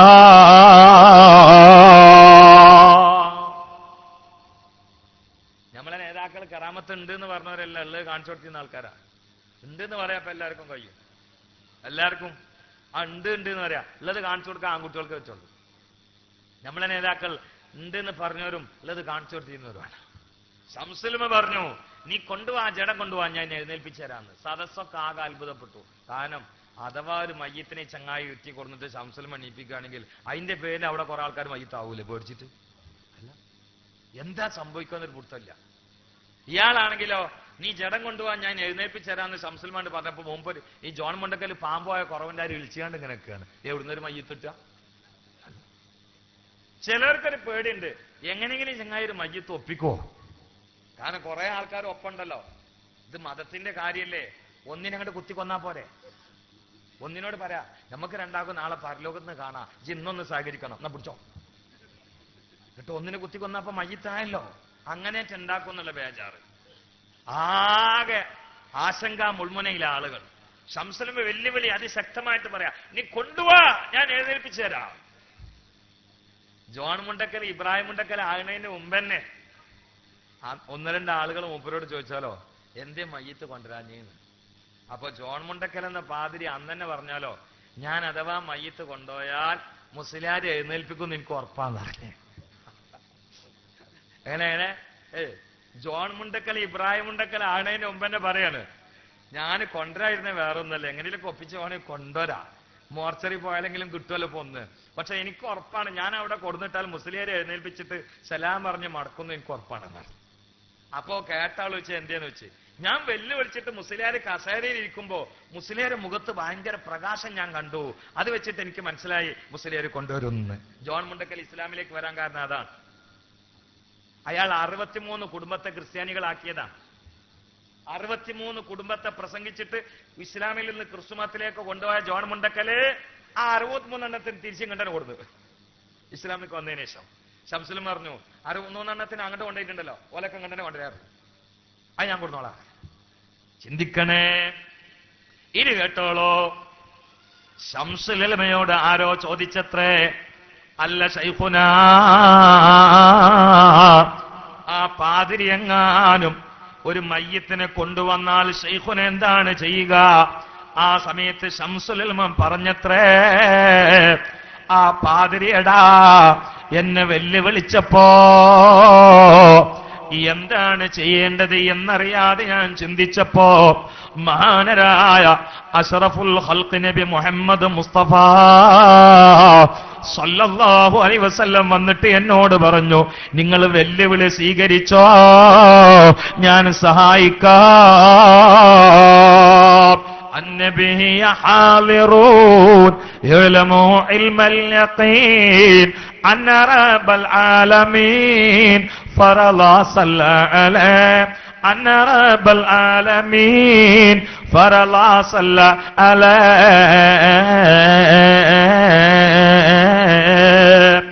الله الله الله الله الله الله الله മുസ്തഫ നബി സല്ലല്ലാഹു അലൈഹി വസല്ലം ഖബറിൽ ഷരീഫിൽ വളരെ പഞ്ചേന്ദ്രിയങ്ങൾ തന്നെയും പൂർണ്ണമായി പ്രവർത്തിച്ചുകൊണ്ട് ഹയാത്തിൽ കിടക്കുന്ന മഹാനാണ് സഈദ് ഇബ്നു മുസയ്യിബ് റളിയല്ലാഹു തആല അൻഹു. അവിടെ ദർസ് നടത്തുന്ന സമയത്ത് പള്ളിയുമായി ബന്ധപ്പെട്ടുകൊണ്ട് വിപ്ലവം നടന്നിട്ട് ജമാഅത്തിന്റെ സമയം പോലും കൃത്യമായി അറിയാതെ ഒറ്റപ്പെട്ടപ്പോ ഓരോ വഖത്ത് ജമാഅത്തിന്റെ സമയത്തോ റസൂലുള്ളാഹിന്റെ ഖബറിന്റെ ഉള്ളിൽ നിന്ന് ഉറക്കെ ബാങ്ക് വിളി കേൾക്കുകയാ. സിദ്ദീഖ് റളിയല്ലാഹു തആല അൻഹുവിന്റെ ജനാസയും ചുമന്ന് സ്വഹാബാക്കൾ മുസ്തഫ നബിയുടെ പരിശുദ്ധമായ ഖബർ ഷരീഫിന്റെ അരികില് സയ്യിദുൽ ഔലിയായ സിദ്ദീഖുൽ അക്ബറിന്റെ ജനാസ അങ്ങ് ഇറക്കി വെച്ചിട്ട് അത് സിദ്ദീഖിന്റെ വസിയത്ത് പ്രകാരം ചെയ്തതാണെന്ന് മഹാന്മാര് പറയുകയാ. സ്വഹാബാക്കൾ റസൂലുള്ളാഹിന്റെ നേരെ തിരിഞ്ഞുകൊണ്ട് ചോദിക്കുകയാ, യാ റസൂലല്ലാഹ്, അങ്ങയുടെ വലങ്കയായ സിദ്ദീഖിന്റെ ജനാസയുമായി വന്നതാണേ, എന്ത് ചെയ്യണമെന്ന് അങ്ങയോട് അന്വേഷിച്ചിട്ട് അങ്ങ് പറയുന്നത് പോലെ ചെയ്താൽ മതി എന്ന് സിദ്ദീഖ് ഞങ്ങളോട് വസയ്യത്ത് പറഞ്ഞിട്ടുണ്ട്. അതുകൊണ്ട് ഈ ജനാസ എന്ത് ചെയ്യണം നബിയേ എന്ന് സ്വഹാബാക്കൾ മുസ്തഫ നബി സല്ലല്ലാഹു അലൈഹി വസല്ലമയുടെ ഖബർ ഷരീഫിന് നേരെ തിരിഞ്ഞിട്ട് സ്വഹാബാക്കൾ റസൂലുള്ളാഹിനോട് അന്വേഷിക്കുമ്പോ ഫനൂദിയ മിൻ ഖബരി റസൂലില്ലാഹ്, റസൂലുള്ളാഹിന്റെ ഖബറിന്റെ അകത്ത് നിന്ന് വിളിനാദം കേൾക്കുകയാ, അദ്ഖിലുൽ ഹബീബൈൽ ഹബീബ്, അദ്ഖിലുൽ ഹബീബൈൽ ഹബീബ്, അദ്ഖിലുൽ ഹബീബൈൽ ഹബീബ്, നിങ്ങൾ ഹബീബിനെ ഹബീബിലേക്ക് ചേർത്തി വെച്ചോ. ഇമാം റാസി റഹിമഹുല്ലാഹ് സൂറത്തുൽ കഹ്ഫിന്റെ തുടക്കത്തിൽ തന്നെ സിദ്ദീഖ് റളിയല്ലാഹു തആല അൻഹുവിന്റെ കറാമത്ത് ഉദ്ധരിച്ച സ്ഥലത്ത് ഈ സംഭവം രേഖപ്പെടുത്തിയത് കാണാം. ഇമാം ഗസാലി റഹിമഹുല്ലാഹ് രേഖപ്പെടുത്തിയത് കാണാം. ഒട്ടനവധി അയിമ്മത്ത് രേഖപ്പെടുത്തിയത് കാണാം. നമ്മുടെ ധൈര്യം എന്നാണല്ലോ, നമ്മളിപ്പോ ഒരുമിച്ച് കൂടിയതും പറയുന്നതും കേൾക്കണമൊക്കെ ഈ സംഘാടനം അധ്വാനം ഇനി സംഭാവന ഉണ്ടെങ്കിൽ അതും റൗളയിൽ കിടന്നിട്ട് കൃത്യമായിട്ട് അറിയുന്നുണ്ട് മുഹമ്മദ് മുസ്തഫ. നമ്മുടെ സന്തോഷം അതല്ലേ. ഈ ഹദീസിനൊക്കെ അർത്ഥം വെച്ചാൽ അത് തൊണ്ട തൊടാതെ വിഴുങ്ങാൻ പറ്റുന്ന ശാസ്ത്രീയ സൗകര്യങ്ങൾ പ്രവർത്തിക്കുന്ന കാലത്ത് നമ്മളുള്ളത് അല്ലേ. അമേരിക്കയിൽ വെച്ചുകൊണ്ട് ഇന്നൊരാൾ പ്രസംഗിക്കുകയാണെങ്കിൽ നമ്മുടെ ഈ നാട്ടിൽ വെച്ചുകൊണ്ട് റൂമിലിരുന്നിട്ട് കൃത്യമായിട്ട് ലൈവായിട്ട് നാം കാണുകയാണ്. അയാൾ പ്രസംഗത്തിന് തല ചൊറിഞ്ഞാൽ നമ്മൾ തല പറയുന്നത് കാണുന്നത്, അയാൾ മോതിരം ശരിയാക്കിയിട്ടാൽ അത് നമ്മൾ ഇവിടെ നിന്ന് കാണുന്നത്. അദ്ദേഹം പ്രസംഗിക്കുന്ന അമേരിക്കയിൽ, നമ്മളുള്ളത് ഈ നാട്ടില്, പക്ഷെ കാണുന്നതിന് തടസ്സമല്ല. ഇങ്ങനെയുള്ള ശാസ്ത്രീയ സംവിധാനങ്ങൾ കൃത്യമായിട്ട് പ്രവർത്തിക്കുന്ന ഈ കാലത്ത് നമ്മൾ ഇരിക്കുന്നതും പറയുന്നതും ചെയ്യുന്നതൊക്കെ റൗദയിൽ വെച്ചുകൊണ്ട് കാണുന്നു മഹാനരായ മുഹമ്മദ് മുസ്തഫ സല്ലല്ലാഹു അലൈഹി വസല്ലം എന്ന് പറഞ്ഞാൽ വിശ്വസിക്കുന്നതിൽ എന്ത് പന്തികേടാണുള്ളത്? ഹബീബാ നബിയാണ്ട് പറഞ്ഞാൽ പിന്നെ ശാസ്ത്രീയമായ തെളിവുകൾക്ക് നോക്കേണ്ട ഒരു ആവശ്യം പോലും ഇല്ലല്ലോ. ചിന്തിക്കണേ, ചിന്തിക്കണേ. അതുകൊണ്ട് പ്രിയപ്പെട്ടവരെ, ഖദ് അഫ്ലഹ മൻ തസക്കാ, തസ്കിയത്ത് കൊണ്ട്, അതേ ലാ ഇലാഹ ഇല്ലല്ലാഹ് എന്നതുകൊണ്ട് ഹൃദയമെന്ന് തസ്കിയത്താക്കിയാൽ വദക്കറ സ്മ റബ്ബിഹി, തസ്കിയത്ത് വന്നാൽ പിന്നീട് മാരിഫത്തായി, മാരിഫത്തിന്റെ മധുര പായസം കുടിച്ചാൽ പിന്നീട് ദാക്കിറായ മനുഷ്യൻ ആബിദാണ്. അവന് ഏറ്റവും ഇഷ്ടപ്പെട്ട ഇബാദത്ത് നിസ്കാരം തന്നെ. എന്റെ വാള് കേൾക്കുന്ന പെങ്ങന്മാരെ, വാള് കേൾക്കുന്ന ഉമ്മമാരെ, മഹദിയായ വലിയത്തുല്ലാഹി റാബിയത്തുൽ അദവിയ്യ റളിയല്ലാഹു തആല അൻഹ കേട്ടിട്ടില്ലേ? എല്ലാ രാത്രികളിലോ 100 റക്അത്ത് തഹജ്ജുദ് നിസ്കരിച്ചിരുന്ന പെണ്ണാണ്. എന്തേ? ഖദ് അഫ്ലഹ മൻ തസക്കാ വദക്കറ സ്മ റബ്ബിഹി ഫസല്ലാ. റാബിയത്തുൽ അദവിയ്യ റളിയല്ലാഹു തആല അൻഹ എല്ലാ രാത്രികളിലും 100 റക്അത്ത് തഹജ്ജുദ് നിസ്കരിച്ചിരുന്ന വലിയത്താണ്. അല്ലാഹുവിന്റെ ബർക്കത്തോടെ നമ്മളെ നന്നാക്കി തരട്ടെ. ആമീൻ പറയാം. അവരെ ബർക്കത്തോണ്ട് അല്ലാഹു നമ്മളെ നന്നാക്കി തരട്ടെ. അവരെ ബർക്കത്തോണ്ട് അല്ലാഹു നമ്മളെ നന്നാക്കി തരട്ടെ. പ്രിയപ്പെട്ടവരെ, പ്രിയപ്പെട്ടവരെ, ചിന്തിക്കണേ പ്രിയപ്പെട്ട ചെറുപ്പക്കാരാ. എന്നാൽ ഈ ഫർള് നിസ്കാരത്തിൽ പോലും ശ്രദ്ധിക്കാതെ നടക്കുന്നവരില്ലേ? വാള് നടത്തിയിട്ട് കാര്യമില്ല, പ്രസംഗിച്ചിട്ട് കാര്യമില്ല.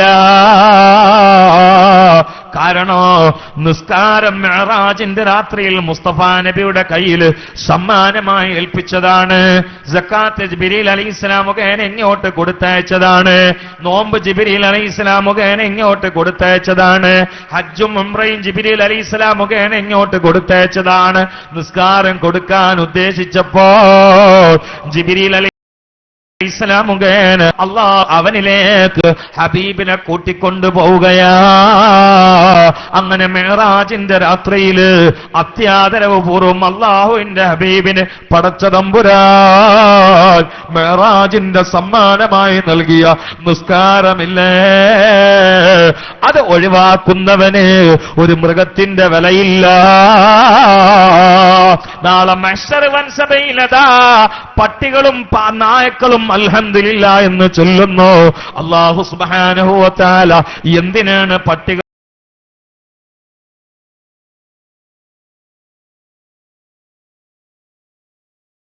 നായക്കളും അൽഹംദിന്റെ പരം മറ്റുള്ളവർക്ക് മനസ്സിലാകുന്ന സ്വഭാവത്തില്ല.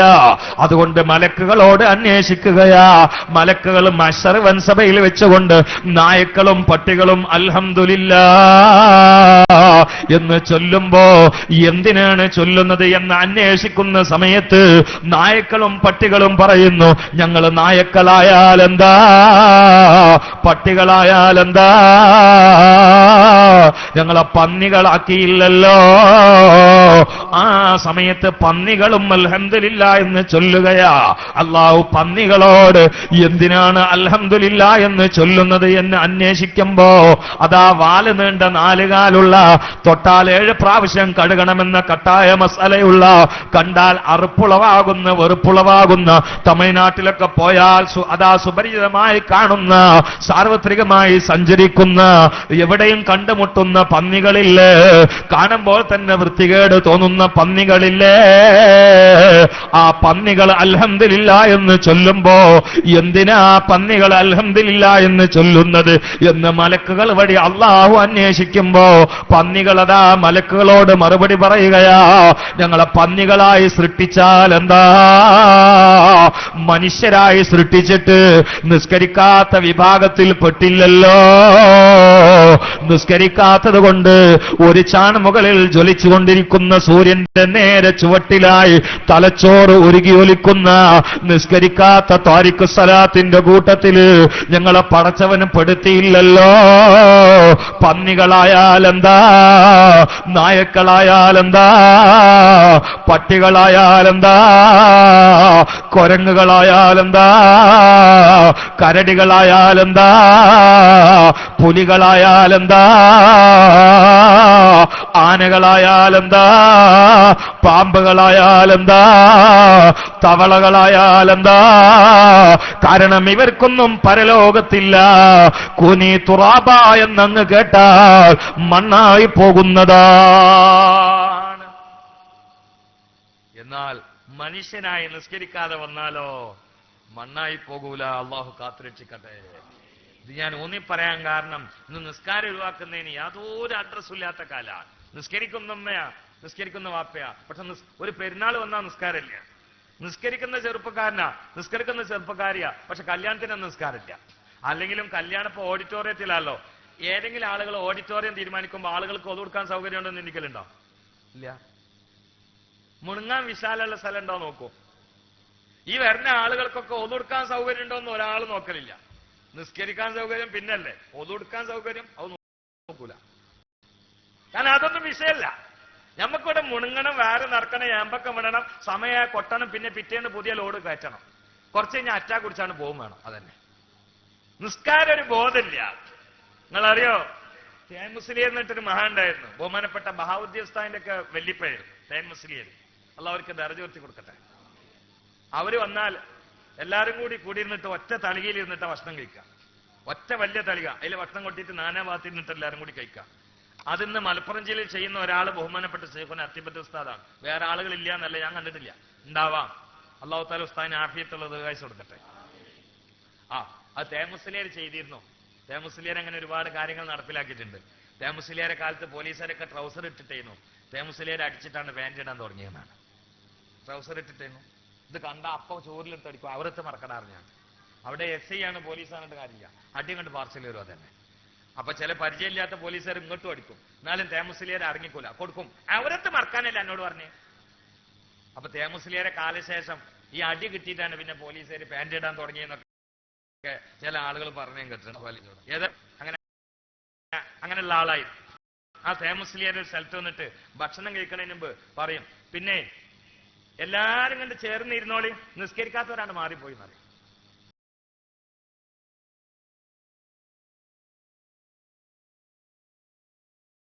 നിങ്ങൾക്ക് തോന്നിയോ? അല്ല ഉറുവത്തെ,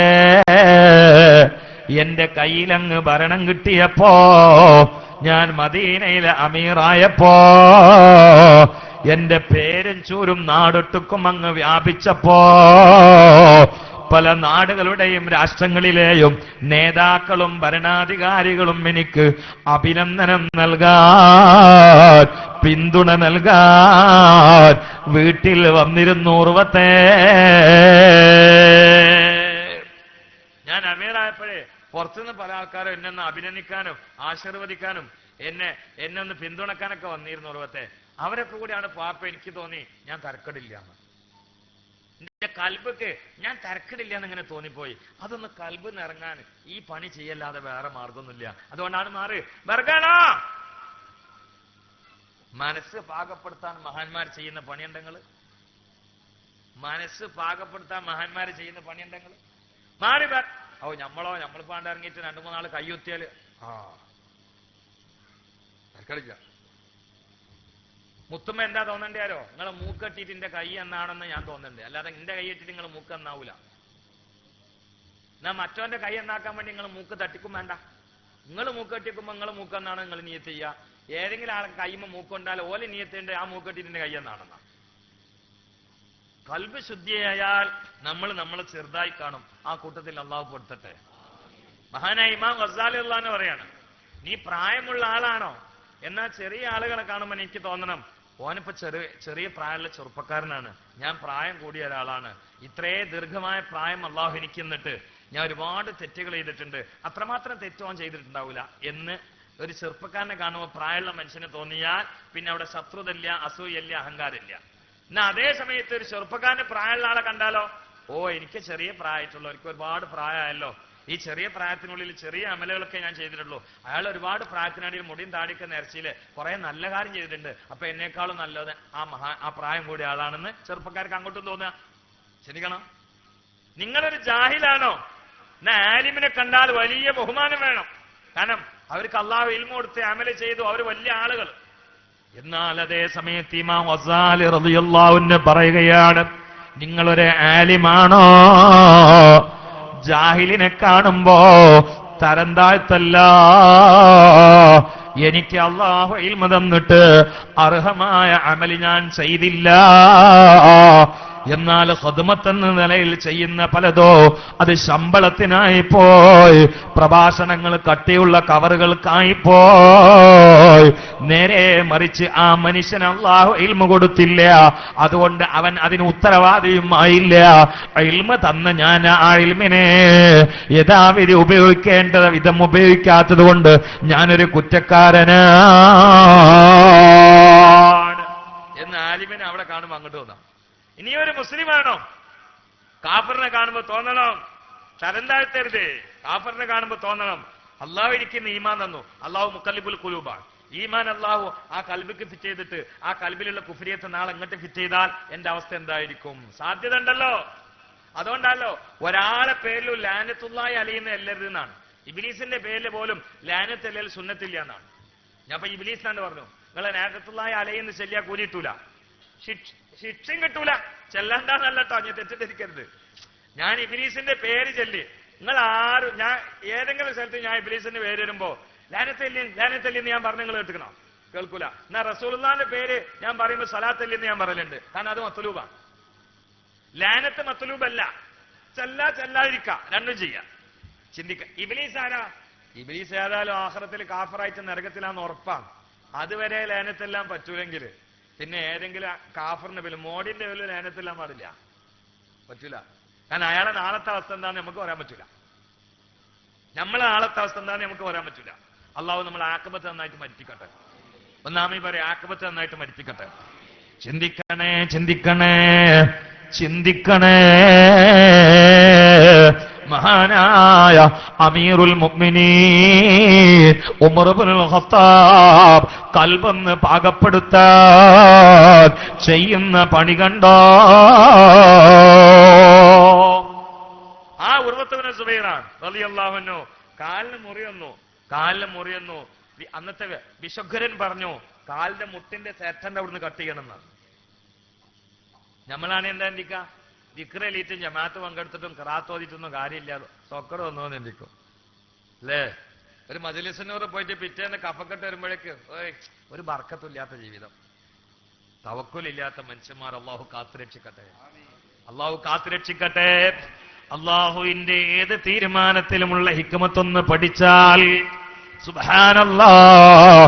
ഇന്ന് ഞാൻ ഭക്ഷണം കഴിക്കാൻ വേണ്ടി പോയിരുന്ന വീട്ടില് മുത്തഖയായ ഒരു മനുഷ്യൻ, സുബ്ഹാനല്ലാഹ്, പ്രായം 80 കഴിഞ്ഞിട്ടുണ്ട്, ശ്വാസം മുട്ടിയിട്ട് നടക്കാൻ വയ്യ. എന്നോട് പറഞ്ഞു, ഉസ്താദ് ഞാൻ മഗ്രിബ് നിസ്കരിച്ചു, ഇനി എനിക്ക് ഹദ്ദാദ് ഓതണം. ഞാൻ ഹദ്ദാദ് നിത്യമായി പതിവാക്കുന്നവനാണ്, സലാത്തും വിക്രമൊക്കെ ചൊല്ലാറുണ്ടെന്ന് നിഅമത്ത് എന്നോട് പറയുകയുണ്ടായി. സുബ്ഹാനല്ലാഹ്. ആ മനുഷ്യന്റെ തന്നെയും ചെറിയ മകന് 25ഓളം പ്രായമായ 25 വയസ്സായ അതാ മകന് ഈ ഒരു കുട്ടിയുടെ പോലും ഇളക്കമില്ല, ബുദ്ധിയില്ല, പ്രവർത്തനങ്ങളില്ല. കടത്തിയ സ്ഥലത്ത് കടന്നുകൊണ്ട് പല്ലിളിച്ചുകൊണ്ട് ശരീരം വിളക്കിയിട്ട് സുബ്ഹാനല്ലാഹ് ആ മോനെ കാണിച്ചു തന്നുകൊണ്ട് ആ പിതാവും ആ കുട്ടിയുടെ ഉമ്മയും കരഞ്ഞപ്പോ ഞാൻ പറഞ്ഞു, സുബ്ഹാനല്ലാഹ്, പരലോകത്തിന്റെ രക്ഷയ്ക്ക് വേണ്ടി അള്ളാഹു ദുനിയാവിൽ തന്ന പരീക്ഷണമാണ്. അതിന്റെ അപ്പുറമുള്ള ലോകത്തിലേക്ക് ഈ പരീക്ഷണത്തെ ഒന്ന് ചേർത്തി വെച്ചാൽ ഒരുപക്ഷേ ക്ഷമയോടെ ആ കുട്ടിയെ ശുശ്രൂഷിച്ച കാരണത്താൽ, നോക്കിയ കാരണത്താലായിരിക്കും ഉമ്മ പരലോകത്ത് നിങ്ങളെ രക്ഷപ്പെടുന്നത് എന്ന് പറഞ്ഞപ്പോ സന്തോഷത്തിന്റെ കണ്ണുനീര് ഞാൻ കാണുകയുണ്ടായി. സുബ്ഹാനല്ലാഹ്. മോനെ, നീ 5 വക്ത് നിസ്കരിക്കുന്ന ജമാഅത്തിന് കാർക്കശ്യം കാണിക്കുന്ന സമയത്താണ് നിനക്കൊരു ക്യാൻസർ വന്നതെങ്കിൽ അത് അള്ളാഹു നിന്നെ നോക്കാത്തത് കൊണ്ടോ സ്വീകരിക്കാത്തത് കൊണ്ടോ എന്ന് മനസ്സിലാക്കണ്ട. മറിച്ച് ബലാ 2 രൂപത്തിലുണ്ട്. ഒന്ന് ദുനിയാവിൽ ചെയ്ത തെറ്റുകൾ കാരണത്താൽ അള്ളാഹു ബലാ ചെയ്യുന്നതാണ്. ആ ബല ആണ് സ്വതക്ക കൊണ്ട് തട്ടിപ്പോകുമെന്ന് പറഞ്ഞത്. അസ്സദഖത്തു റദ്ദുൽ ബലായ, സ്വതക്ക കൊണ്ട് തട്ടിപ്പോകുന്ന ബല അത് നാം ചെയ്ത തെറ്റുകൾ കാരണത്താൽ പടച്ചവൻ നൽകുന്ന രോഗങ്ങളാ, പടച്ചവൻ നൽകുന്ന പരീക്ഷണങ്ങളാ, പ്രയാസങ്ങളാ. എന്നാൽ മറ്റൊരു ബല ഉണ്ട്, അത് ദോഷങ്ങൾക്ക് കാരണത്താൽ തരുന്ന പരീക്ഷണങ്ങളല്ല, മറിച്ച് പരലോകത്തിന്റെ ഉന്നതിക്ക് വേണ്ടി, ദറജയ്ക്ക് വേണ്ടി അള്ളാഹു നൽകുന്ന പരീക്ഷണങ്ങളുണ്ട്. അതാണ് ഉസ്മാൻ ഇബ്നു അഫ്ഫാൻ റളിയല്ലാഹു തആല അൻഹുവിന് അള്ളാഹു നൽകിയത്. ധാരാളം സദഖ ചെയ്യുന്ന മഹാനാ, ധർമ്മത്തിൽ മുന്നിലാണ്, എന്നിട്ടും ശത്രുക്കളുടെ വാളുകൊണ്ട് അതാ കൊല ചെയ്യപ്പെടുകയാണ്. ആ ബലാ ദുനൂബുകൾക്ക് പകരമായിട്ടുള്ള ബലാ അല്ല, ദറജയ്ക്ക് വേണ്ടിയുള്ള ബലാ ആണ്. അത് തട്ടിപ്പോകൂല. ചില ആളുകളൊക്കെ സംശയം ചോദിക്കാറുണ്ട്, ഉസ്താദേ ആ ആചാര്യ നല്ല മനുഷ്യനാണല്ലോ, യതീംഖാന ഉണ്ടാക്കിയത് അദ്ദേഹമാണ്, മദ്രസയ്ക്ക് വേണ്ടി 10 ലക്ഷം കൊടുത്തത് അദ്ദേഹമാണ്, എന്നിട്ടും ക്യാൻസർ പിടിച്ച് മരിച്ചല്ലോ എന്നൊക്കെ സംശയം ചോദിക്കുന്ന വിദ്യാസമ്പന്നരുണ്ട്. അത് ഹദീസ് കൃത്യമായി മനസ്സിലാക്കാത്തത് കൊണ്ടാണ്. ആ ആജിക്കാക്ക് വന്ന ക്യാൻസർ ഇല്ലേ, അത് അസ്സദഖത്തു റദ്ദുൽ ബലായ എന്ന് പുണ്യവാളനായ തിരുനബി പറഞ്ഞതിനെതിരല്ല. കാരണം അദ്ദേഹം ഒരു നല്ല മനുഷ്യനാണെങ്കിൽ പിന്നെയും ക്യാൻസർ വന്നത് പരലോകത്തെ ദറജയ്ക്ക് വേണ്ടിയാണ്. ഉസ്മാൻ ഇബ്നു അഫ്ഫാൻ റളിയല്ലാഹു തആല അൻഹു നോമ്പ് നോറ്റ് വിശുദ്ധമായ ഖുർആൻ പാരായണം ചെയ്തുകൊണ്ടിരിക്കുന്നതിനിടയിൽ രാഷ്ട്രീയ പ്രക്ഷോഭകാരികൾ വന്നുകൊണ്ട് കൂർത്തമൂർത്ത വാളുകൊണ്ട് വെട്ടിക്കൊന്നതല്ലേ. അതിന് തൊട്ടുമുമ്പായി സ്നേഹിതന്മാർ സ്വഹാബാക്കളിൽ ചിലർ ഉസ്മാൻ ഇബ്നു അഫ്ഫാന്റെ റൂമിൽ കയറിയിട്ട് ചോദിച്ചില്ലേ, ഉസ്മാനെ, ഞങ്ങൾ സംഘടിച്ചുകൊണ്ട് അങ്ങയെ ആസൂത്രിതമായി കൊല ചെയ്യാൻ വേണ്ടി രംഗപ്രവേശനം ചെയ്ത ശത്രു വിഭാഗത്തോട് ഞങ്ങളൊന്ന് അതാ യുദ്ധം ചെയ്യട്ടെ. ആ സമയത്ത് ഉസ്മാൻ ഇബ്നു അഫ്ഫാൻ പറഞ്ഞതെന്താ, എന്താ എന്റെ പ്രിയപ്പെട്ട കൂട്ടാളികളെ നിങ്ങൾ എന്നോട് പറയുന്നത്? ഞാനോ ഉമർ ഇബ്നുൽ ഖത്താബും സിദ്ദീഖുൽ അക്ബറും മുസ്തഫ നബി സല്ലല്ലാഹു അലൈഹി വസല്ലമയും ഉഹുദിന്റെ മലമുകളിൽ കയറിയപ്പോ, ഞങ്ങളങ്ങ് കയറിയപ്പോ, ഉഹുദങ്ങ് കുലുങ്ങിയപ്പോ അല്ലാഹുവിന്റെ റസൂൽ എന്ന് പറഞ്ഞത് എന്താണെന്നറിയോ? ഉസ്കുനിയാ ഉഹദ്, ഉഹദേ ഒന്ന് അടങ്ങിക്കോ, കാരണം നിന്റെ മുകളിൽ ഇപ്പോൾ കയറിയത് ഒരു നബിയാണ് കേട്ടോ, ഒരു സുദ്ദീഖാണ്, ഓ ഷഹീദാ, പിന്നെ 2 ശുഹദാക്കളുമാണ്. അതിൽ ഒരാൾ എന്റെ സുഹൃത്ത് ഉമറുൽ ഫാറൂഖ് അതാ കൊല ചെയ്യപ്പെട്ടുകൊണ്ട് ഷഹാദത്ത് വരിച്ചു പോയതല്ലേ. ഇനി ഞാൻ മാത്രമല്ലേ ബാക്കിയുള്ളൂ, എനിക്കും ആ ഷഹാദത്തിന്റെ സൗഭാഗ്യം കിട്ടണ്ടേ. അല്ലെങ്കിലും അല്ലാഹുവിന്റെ റസൂൽ പറഞ്ഞാൽ കിട്ടുമെന്ന് ഉറപ്പില്ലേ. അതുകൊണ്ട് ആ ഷഹാദത്തിന് വേണ്ടി ഞാൻ കാത്തിരിക്കുകയാണ്. അവരുടെ വാൾമുനയിൽ നിന്ന് നിങ്ങൾ എന്നെ രക്ഷപ്പെടുത്തണ്ട. മാത്രമല്ല, ഇനി മഹാനായ ഉസ്മാൻ ഇബ്നു അഫ്ഫാൻ പറഞ്ഞത് കേട്ടോ. കുറച്ചു മുമ്പ് എന്റെ ഈ റൂമിന്റെ അകത്ത് മുസ്തഫ നബി വന്നിരുന്നു. അള്ളാഹുവിന്റെ റസൂലിന്റെ കയ്യിൽ ഒരു കൂജ ഉണ്ടായിരുന്നു. ആ കൂജയിൽ സ്വച്ഛന്തമായ പാനീയമുണ്ടായിരുന്നു. എന്നിട്ട് മുസ്തഫ നബി സല്ലല്ലാഹു അലൈഹി വസല്ലം എന്നോട് വന്നിട്ട് പറഞ്ഞു, ഉസ്മാനെ, ഈ അക്രമങ്ങളിൽ നിന്ന് ഞാൻ നിന്നെ രക്ഷപ്പെടുത്തണോ? വഫാത്തായി പോയ ആളുകൾക്ക് ജീവിച്ചിരിക്കുന്നവരെ രക്ഷപ്പെടുത്താൻ കഴിയൂല. ശംസുൽ ഉലമയുടെ അരികിലേക്ക് റസൂലുള്ള വന്നു. കണ്ണീത്ത് ഉസ്താദ് മുസ്തഫ നബിയെ മനാമിൽ കണ്ടു. അതാ ഇന്ന മഹാന്റെ അരികിലേക്ക് മുസ്തഫ നബി സഹായം ചെയ്തു എന്നൊക്കെ പറയുമ്പോ കാടടക്കിയിട്ട് ശിർക്കാണെന്ന് പറഞ്ഞ് കിർക്കിളകിയിട്ട് കാളമൂത്ര പ്രഭാഷണം നടത്തിയിട്ട് ഈ ഉമ്മത്തിന് ബിദ്അത്തിന്റെ വലാലത്തിന്റെ വിശപ്പുകയിലേക്ക് അതാ കാളമൂത്ര പ്രഭാഷണത്തിലൂടെ ക്ഷണിക്കുന്ന വായാടി പ്രഭാഷകന്മാരൊന്ന് ചിന്തിക്കണേ. ഇത് ഇമാം ഗസാലി റളിയല്ലാഹു തആല അൻഹു അവിടുത്തെ സക്റാത്തുൽ മൗതി വശിദ്ദത്തുഹു എന്ന ഗ്രന്ഥത്തിൽ രേഖപ്പെടുത്തിയതാണ്.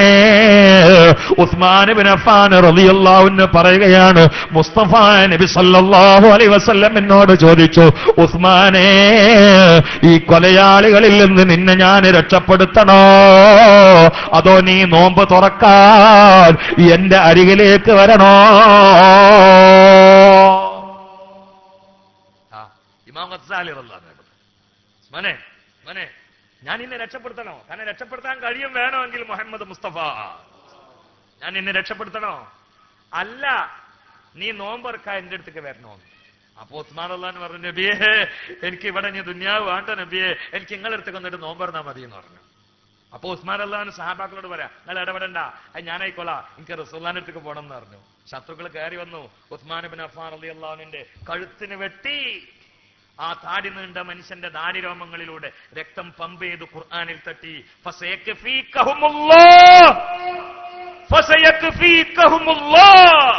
എന്ന ആയത്തിൽ പോയിട്ട് രക്തങ്ങൾ തുള്ളി തുള്ളിയായി വീഴുകയാണ്. അവരെ പിന്നെ അള്ള കണ്ടോളാ. അതിന്റെ അർത്ഥാണത്, നിങ്ങളെ കൊന്നവരെ അള്ള പിന്നീട് കണ്ടോളാ. അള്ള കണ്ടു എല്ലാത്തിനും ശാന്തി. പിന്നെ ജീവിതം ഇത് മാത്രമല്ല. എന്റെ പ്രിയ സുഹൃത്ത്, നമ്മുടെ പ്രിയങ്കരനായ സുഹൃത്ത് കൊടിഞ്ഞിയിലെ ഫൈസൽ, ലോകം അറിയാത്തൊരു പൈതൽ, ഒരു ഫൈസൽ. ആ ഫൈസലിനെ ലോകത്ത് എല്ലായിടത്തും അറിയപ്പെട്ട ഒരു വലിയ മഹാനാക്കി മാറ്റി. ആര്? ശത്രുക്കൾ. കാരണം വിളക്കാൻ തേച്ചത് പാണ്ടയാവുള്ളൂ. അതിന്റെ കാരണത്താൽ കിട്ടിയത് എന്തൊക്കെ? ഉമ്മാനെ കിട്ടി, പാപ്പാനെ കിട്ടി, കുടുംബത്തിലെ പലരും കിട്ടി. ആ ഫൈസൽ ഒന്നുമല്ലാത്ത ഫൈസലായി നടക്കുകയാണെങ്കിൽ അതൊന്നും ഉണ്ടായിരുന്നില്ല. ഫൈസലിനെ ആരാ അറിയാ? ഫൈസലിനെ ദുബായിലോ അവന്റെ റൂമിലുള്ള ആൾക്കാരും അവനക്ക് ശമ്പളം കൊടുക്കുന്ന അറബി അറിയും, വേറെ ആർക്കും അറിയില്ല.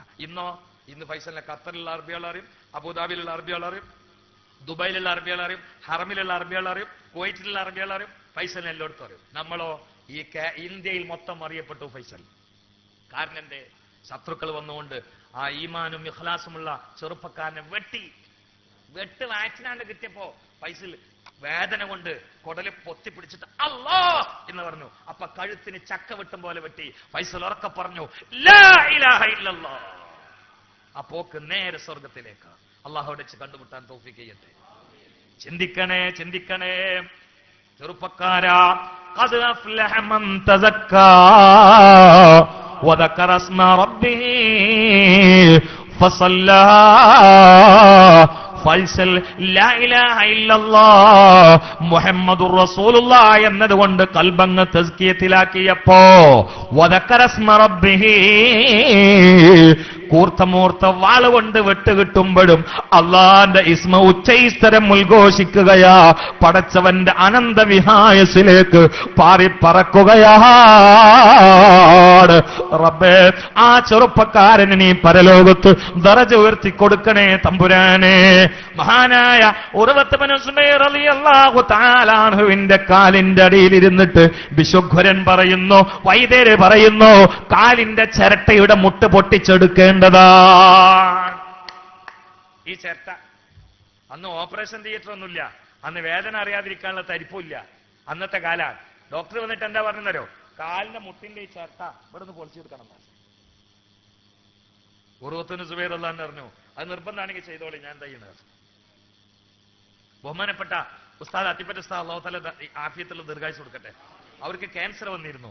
ക്യാൻസർ വന്നപ്പോ ഡോക്ടർ പറഞ്ഞു, ഇവിടുന്ന് കണ്ട് എല്ല് ഊരിയെടുക്കണം. ഈ എല്ല് മൊത്തം ഊരിയെടുക്കണം.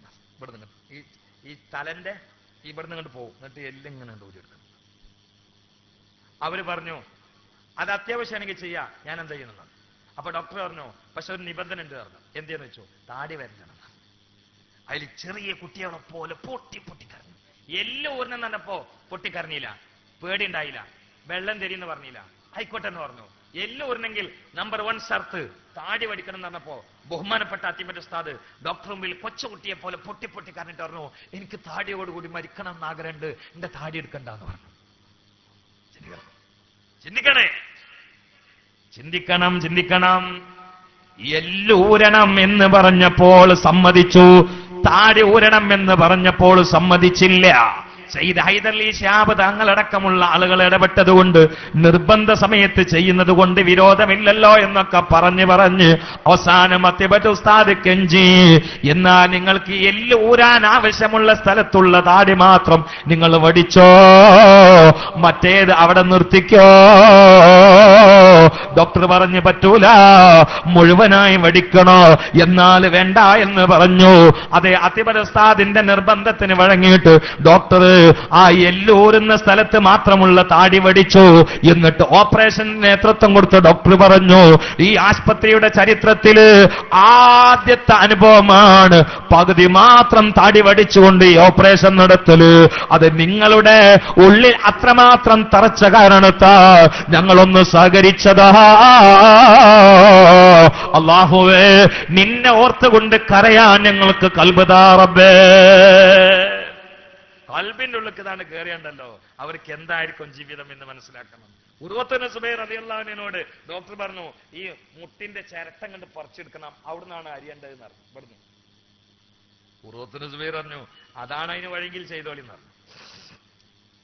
ചെയ്യാൻ സമയത്ത് ഡോക്ടർ ഒരു ഗ്ലാസ് പാനീയം കൈ കൊടുത്തു, ഒരു ഗ്ലാസ് വെള്ളം. ഇതെന്താന്ന് വെച്ചു, ഇതിന് വേദന അറിയാതിരിക്കാൻ വേണ്ടി ചെറിയ ആൽക്കോൾ കലർത്തിയിട്ടുള്ള ഒരു വെള്ളമാണ് പറഞ്ഞു.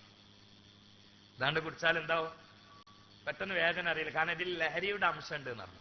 ഇത് ലഹരിയല്ല, ഇതിൽ ലഹരിയുടെ അംശം ഉണ്ട്. ഇതിന് ലഹരിയുടെ അംശമുണ്ട്, ഇത് ലഹരിയല്ല, ലഹരിന്റെ അംശം ചേർത്തിട്ടുണ്ട് എന്ന് പറഞ്ഞു. നിർബന്ധ സമയത്ത് മരുന്നിൽ ലഹരി ചേർത്തുകൊണ്ട് കഴിക്കാമോ എന്ന വിഷയം ഇമാമിങ്ങൾ ചർച്ച ചെയ്തപ്പോ അത് അത്യാവശ്യമാണ്, അതല്ലാത്ത വഴിയില്ല എന്ന് ഉറപ്പാണെങ്കിൽ നേരിട്ട് കള്ളുമല്ല എങ്കിൽ ലഹരി ചേർത്ത് മരുന്ന് കഴിക്കാം എന്ന് ഫുഖാക്കളെ രേഖപ്പെടുത്തിയിട്ടുണ്ട്. ആ നിലയിൽ ചിന്തിച്ചാൽ ഇത് ഹുക്മിൽ തെറ്റല്ല, ഹുക്മിൽ തെറ്റല്ല. പക്ഷേ ലഹരി കലക്കിയ ഒരല്പം വെള്ളം ഒരു ക്ലാസ് കൊടുത്തപ്പോ ഉർവത്തുബ്നു സുബൈറിനോട് പറഞ്ഞു, ഇത് വേദന അറിയാതിരിക്കാൻ വേണ്ടി കുടിക്കാൻ വേണ്ടി തരുന്ന ആൽക്കോൾ ചേർന്ന ഒരു ചെറിയ വെള്ളാണെന്ന് പറഞ്ഞപ്പോ ഉർവത്തുബ്നു സുബൈർ ഈ കണ്ണും കണ്ട് തുറച്ചിട്ട് വെച്ചു, എന്താ നിങ്ങള് എനിക്ക് ലഹരി വരെ വേദന അറിയാതിരിക്കാൻ വേണ്ടി കള്ള് കുടിക്കാൻ, ഞാൻ കള്ള് കുടിച്ചിട്ട് ലഹരിയുമായി ബന്ധപ്പെട്ടിട്ട് എനിക്കൊരു സഹായം വേണ്ട. അപ്പൊ വൈദ്യരായിരുന്നു, മാഞ്ഞാളം കളിക്കണ്ട, ഈ മുട്ട് പൊട്ടിക്കാനുള്ളതെന്ന് പറഞ്ഞു. ഈ മുട്ട് പൊളിച്ചെടുക്കാനുള്ളതാ.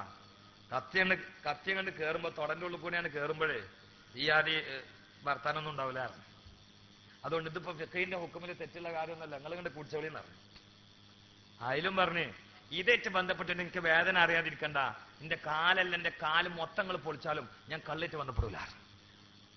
അതിൽ കുടുംബക്കാരറിഞ്ഞ് നിങ്ങളിപ്പോ പോയിക്കോളി, പിന്നെ വേദന അറിയാതിരിക്കാൻ നല്ലൊരു പരിപാടി ഉണ്ട്. എന്താന്ന് വെച്ച് മൂപ്പര് നിസ്കരിക്കാൻ നിൽക്കുമ്പോ വന്നാൽ മതി, നിസ്കരിക്കാൻ നിൽക്കുമ്പോ വന്നാൽ മതി. കാരണം മൂപ്പര് നിസ്കാരത്തെ കണ്ട് കയറിയ ഒന്നും അറിയില്ല, അപ്പം മുട്ട് പറിച്ചോണ്ടേക്കോളി അറിയില്ല.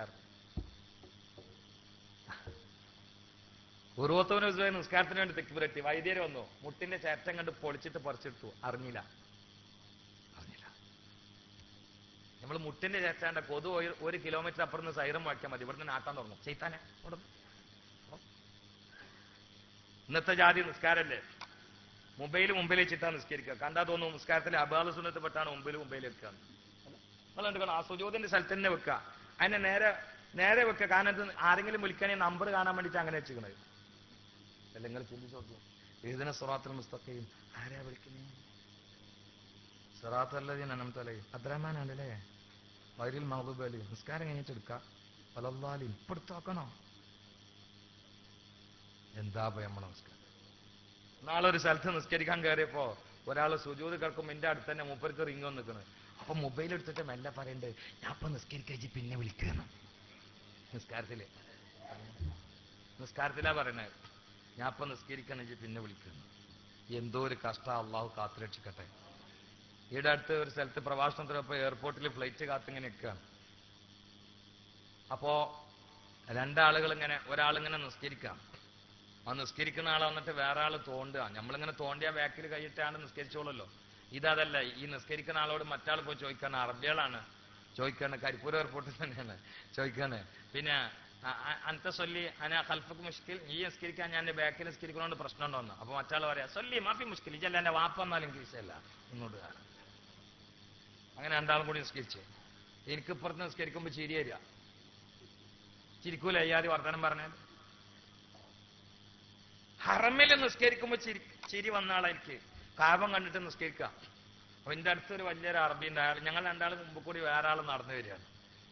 അപ്പൊ നടന്നു വരുമ്പോ അതിനൊരു മസല ഉണ്ടല്ലോ, അറബി ചെയ്യണ അങ്ങനെ നിസ്കാരത്തിനിടയിൽ ഓനെ ചീത്തറിയാം. നിസ്കാരത്തിനിടയിൽ ഓനെ ചൈത്താനാറിന് ആട്ടും ഇയാള്. അപ്പൊ എനിക്ക് ചിരി വന്നു. ഞാനല്ലേ, എന്നാലും ചിരി പിടിച്ചിട്ട് ഞാൻ അങ്ങനെയാണ് മറികടന്നു, സൂറത്തുമൊക്കെ കയറി. പക്ഷെ പിന്നെ പൊട്ടക്കാനെന്തരോ അയാളെ ശൈത്താൻ ആട്ടിയിട്ട് പിന്നെ ഇയാൾ അടങ്ങിക്കണില്ല. പിന്നെ ഇയാൾ നിസ്കാരത്തിൽ ഇങ്ങനെ നോക്കി കഴിഞ്ഞ് വേറെ എവിടെയെങ്കിലും പോയിട്ട് സ്വീപ്പാക്കുണ്ടോന്ന്. എന്താ നിങ്ങൾ നോക്കാൻ ഒരു കോലം നിസ്കാരം. ഇയാളിപ്പോ മറ്റോനെ ശൈത്താൻ എന്ന് പറഞ്ഞ ആട്ടിയ പിന്നെ ഇയാൾ നിസ്കരിക്കല്ല, പിന്നെ ഇയാൾ നിസ്കരിച്ചുകൊണ്ട് നിന്നിട്ട് ഇനി വേറെ എവിടെയെങ്കിലും പോയിട്ട് അവൻ സ്വീപ്പാക്കുണ്ടോ നോക്കാം. അപ്പൊ എനിക്ക് ചിരിയൊന്നും ഒപ്പം എനിക്ക് എന്തൊക്കെ തരം നിസ്കാരാന്ന് അറിയുന്നത്. അള്ളാഹു കാത്തു രക്ഷിക്കട്ടെ, അള്ളാഹു കാത്തു. ഒരു ബക്കറ്റ് ഇവിടെ കൊടുത്തു. ഈ ഭാഗത്തൊക്കെ പ്രിയപ്പെട്ട അസീസ് സാഹിബ്, ബഹുമാനപ്പെട്ട അസീസ് മുസ്ലിയാർ എന്നെ ഇടക്കിടക്ക് വിളിക്കും. അദ്ദേഹത്തിന് ഡേറ്റ് കൊടുത്താൽ പിന്നെ എത്തിക്കൽ അയാൾ എങ്ങനെങ്കിലൊക്കെ ആയിട്ട് എത്തിക്കും. ഈ ഡേറ്റ് ഒന്നും മുടങ്ങിക്കിട്ട ഒരു 4-5 തവണ ഞാൻ പരിശ്രമിച്ചതാ. പക്ഷെ മൂപ്പര് ചൂണ്ടലിട്ട് മീൻ പിടിക്കണ മാതിരിയാ. ഡേറ്റ് കൊടുത്താൽ പിന്നെ മൂപ്പര് കൊണ്ടുവരും. അതിനെല്ലാം അടവും പഠിച്ച ആളാണ്. അപ്പൊ അതുകൊണ്ട് മൂപ്പര് കയ്യിൽ ബക്കറ്റ് എത്തിയാൽ മൂപ്പര് പൈസയും വാങ്ങും. അത് മൂപ്പർക്ക് അറിയാം. അപ്പൊ അതുകൊണ്ട് ഒരു ബക്കറ്റ് പിരിവ് പെണ്ണുങ്ങൾ ഭാഗത്ത് ആണുങ്ങളുടെ എങ്ങനെയാണ് വാങ്ങാൻ. പെണ്ണുങ്ങൾ ഭാഗത്ത് പെണ്ണുങ്ങള് സഹോദരിമാരെ നമ്മൾ സമസ്തന്റെ മക്കളാണ്. SKSF എന്ന് പറഞ്ഞാൽ സമസ്ത കേരള സുന്നി സ്റ്റുഡൻസ് ഫെഡറേഷൻ എന്നാ. ഏതാണ് ഈ കുട്ടികൾ നിങ്ങൾക്കറിയോ? ഞാൻ പറഞ്ഞുതരാം. വരക്കൽ തങ്ങൾ പാപ്പേ സമസ്ത സ്ഥാപിച്ചിട്ട് പതാക അന്നത്തെ സാത്വികരായ ഔലിയാക്കളെ കയ്യിൽ കൊടുക്കുമ്പോ പറഞ്ഞൊരു വർത്താനുണ്ട്. എന്താ അറിയോ? പറഞ്ഞ വർത്താനം ഇതാണ്. എന്റെ കുട്ടികൾ ഞാൻ ശ്രദ്ധിക്കണേ, SKSFന്റെ കുട്ടികളും ശ്രദ്ധിക്കണത്. എന്റെ കുട്ടികള് ഈ പതാക മഹദി ഇമാമിന്റെ കൈ കൊടുക്കുന്ന. വരക്കൽ തങ്ങൾ പാപ്പാക്ക് കുട്ടികളില്ല. വരക്കൽ തങ്ങൾ പാപ്പാക്ക് ആരില്ല? കുട്ടികളില്ല. പിന്നെ ആരായിരിക്കും ആ കുട്ടികള്? SKSFന്റെ കുട്ടികള്. അത് വരക്കൽ തങ്ങൾ പാപ്പ പറഞ്ഞ് നമ്മൾ കൊടുക്കന്നെ ചെയ്യും. കൊടുക്കൂലേ? എന്താ കൊടുക്കൂലേ? വരക്കൽ തങ്ങൾ പാപ്പയാണ് പറഞ്ഞിക്കണമെങ്കിൽ കൊടുക്കന്നെ ചെയ്യും. അതുകൊണ്ടാലോ മഹദീമാം അങ്ങോട്ട് വരാനയക്കണ്. അപ്പോഴേക്ക് 25,000 ബിക്കാഹിന്റെ കുട്ടികള് വേറെ, ഇബാദ് വേറെ, ആമില് വേറെ ഒക്കെ രംഗത്തിറങ്ങിയിട്ട് റെഡിയായിട്ട് നിൽക്കുന്നുണ്ട്. സംഗതിയൊക്കെ പോക്ക് അങ്ങോട്ട് അടുത്തിക്കണ്. കാരണം അതിപ്പോ മഹദീമാമിന് വരാൻ വല്ലാതെ കാലുണ്ടെന്നൊന്നും ഒരാൾക്കും പറയാൻ പറ്റൂല. ഏത് അടയാള വാക്കില്ലാത്ത? എല്ലാ അടയാളമായില്ലേ? എന്താ ഇവിടെ എന്താ പഞ്ഞ് ബാക്കിയുള്ളത്? പ്രധാനപ്പെട്ട ആലിമീങ്ങളൊക്കെ മരിച്ചുവാ ആയില്ലേ? ഇൽമു അമലു ഇഖ്ലാസ് ഉള്ളവരൊക്കെ പോവാ. ഈ ഒരു 2 കൊല്ലത്തിനിടയിൽ കേരളത്തിൽ സംഭവിച്ചത്, ഒന്ന് ശാന്തമായി ഒഴിഞ്ഞിരുന്നിട്ട് നെഞ്ഞത്ത് കൈ ചിന്തിച്ചാല് നമ്മൾ മേലെ പോയിട്ട് ജനൽ തുറന്നിട്ട് മദീമ ആയിക്കൂടി വരുന്നുണ്ടോ എന്ന് അങ്ങനെ നോക്കും. ഈ 1-2 കൊല്ലത്തിനിടയിൽ കേരളത്തിൽ സംഭവിച്ചത് എന്താപ്പം നടന്നത്? സമസ്തയിലെ ആലിമീങ്ങൾ പോവാന്നല്ല, ആലിമീങ്ങളിൽ മുൻനിരയിലുള്ള നേതാക്കളൊക്കെ പോവാ. ആര് പോയാലും ഞങ്ങൾക്ക് ഒരു ധൈര്യം ഉണ്ടായിരുന്നു.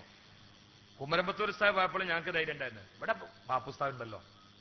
കുമരമ്പത്തൂർ ഉസ്താദ് പോയാലും വിഷമമുണ്ട്, ദ്വായുണ്ട്, അനുസ്മരണുണ്ട്, കരച്ചിലുണ്ട്.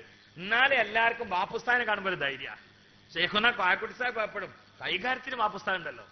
ചെറുശ്ശേരി ഉസ്താദ് പോയപ്പോഴും കൈകാര്യത്തിന് ബാപ്പുസ്താദ് ഉണ്ടല്ലോ.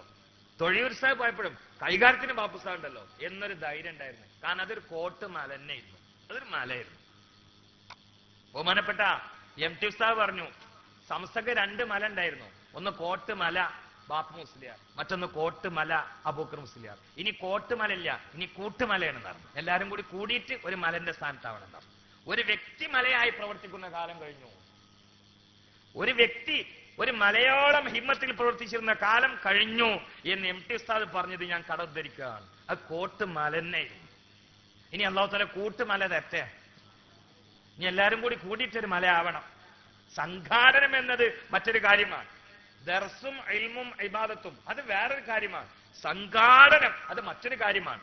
അതിന് ബാപ്പുസ്താനുണ്ടായിരുന്ന ഹിക്മത്ത് അക്കാലത്ത്, ബാപ്പുസ്താന്റെ കാലത്ത് അത്ര തന്നെ മറ്റു ആലിമീങ്ങൾക്ക് ഉണ്ടായിരുന്നില്ല എന്ന് സകല ആലിമീങ്ങൾ ഉറപ്പിച്ചു പറയുന്നു. മാത്രമല്ല, സമസ്തയിൽ ഏറ്റവും പ്രയാസമുള്ള പ്രവർത്തനങ്ങൾ മൊത്തം മറ്റുള്ള സഹപ്രവർത്തകന്മാരായ പണ്ഡിതന്മാർക്കും ഉസ്താദുമാർക്കും പ്രയാസമുണ്ടാകണ്ട എന്നും കൂടെ ചിന്തിച്ചിട്ട് അത് ബാപ്പു ഉസ്താദ് ഏറ്റെടുക്കൽ അവരുടെ ജീവിതത്തിന്റെ രസമായിരുന്നു. ഏറ്റവും പ്രയാസമുള്ള പണി ഏറ്റെടുക്കുക, സുഖമുള്ള പണിയല്ല. എന്നിട്ട് അതങ്ങോട്ട് നടപ്പിലാക്കും, ഓടിച്ചാടി നടപ്പിലാക്കും. അതിനുവേണ്ടി വീട്ടിൽ പോവില്ല. ഒരു സമ്മേളനമൊക്കെ വന്ന ബാപ്പു ഉസ്താദ് അവിടെ തന്നെ ആയിരിക്കും, പരിക്കൊന്നും വരൂല. അത് വിജയിച്ച് ഉറപ്പായിട്ടാണ് കുളിച്ചിട്ട് ഇങ്ങോട്ട് പോരുക. അത്ര വലിയൊരു സംഘാടകനായിരുന്നു.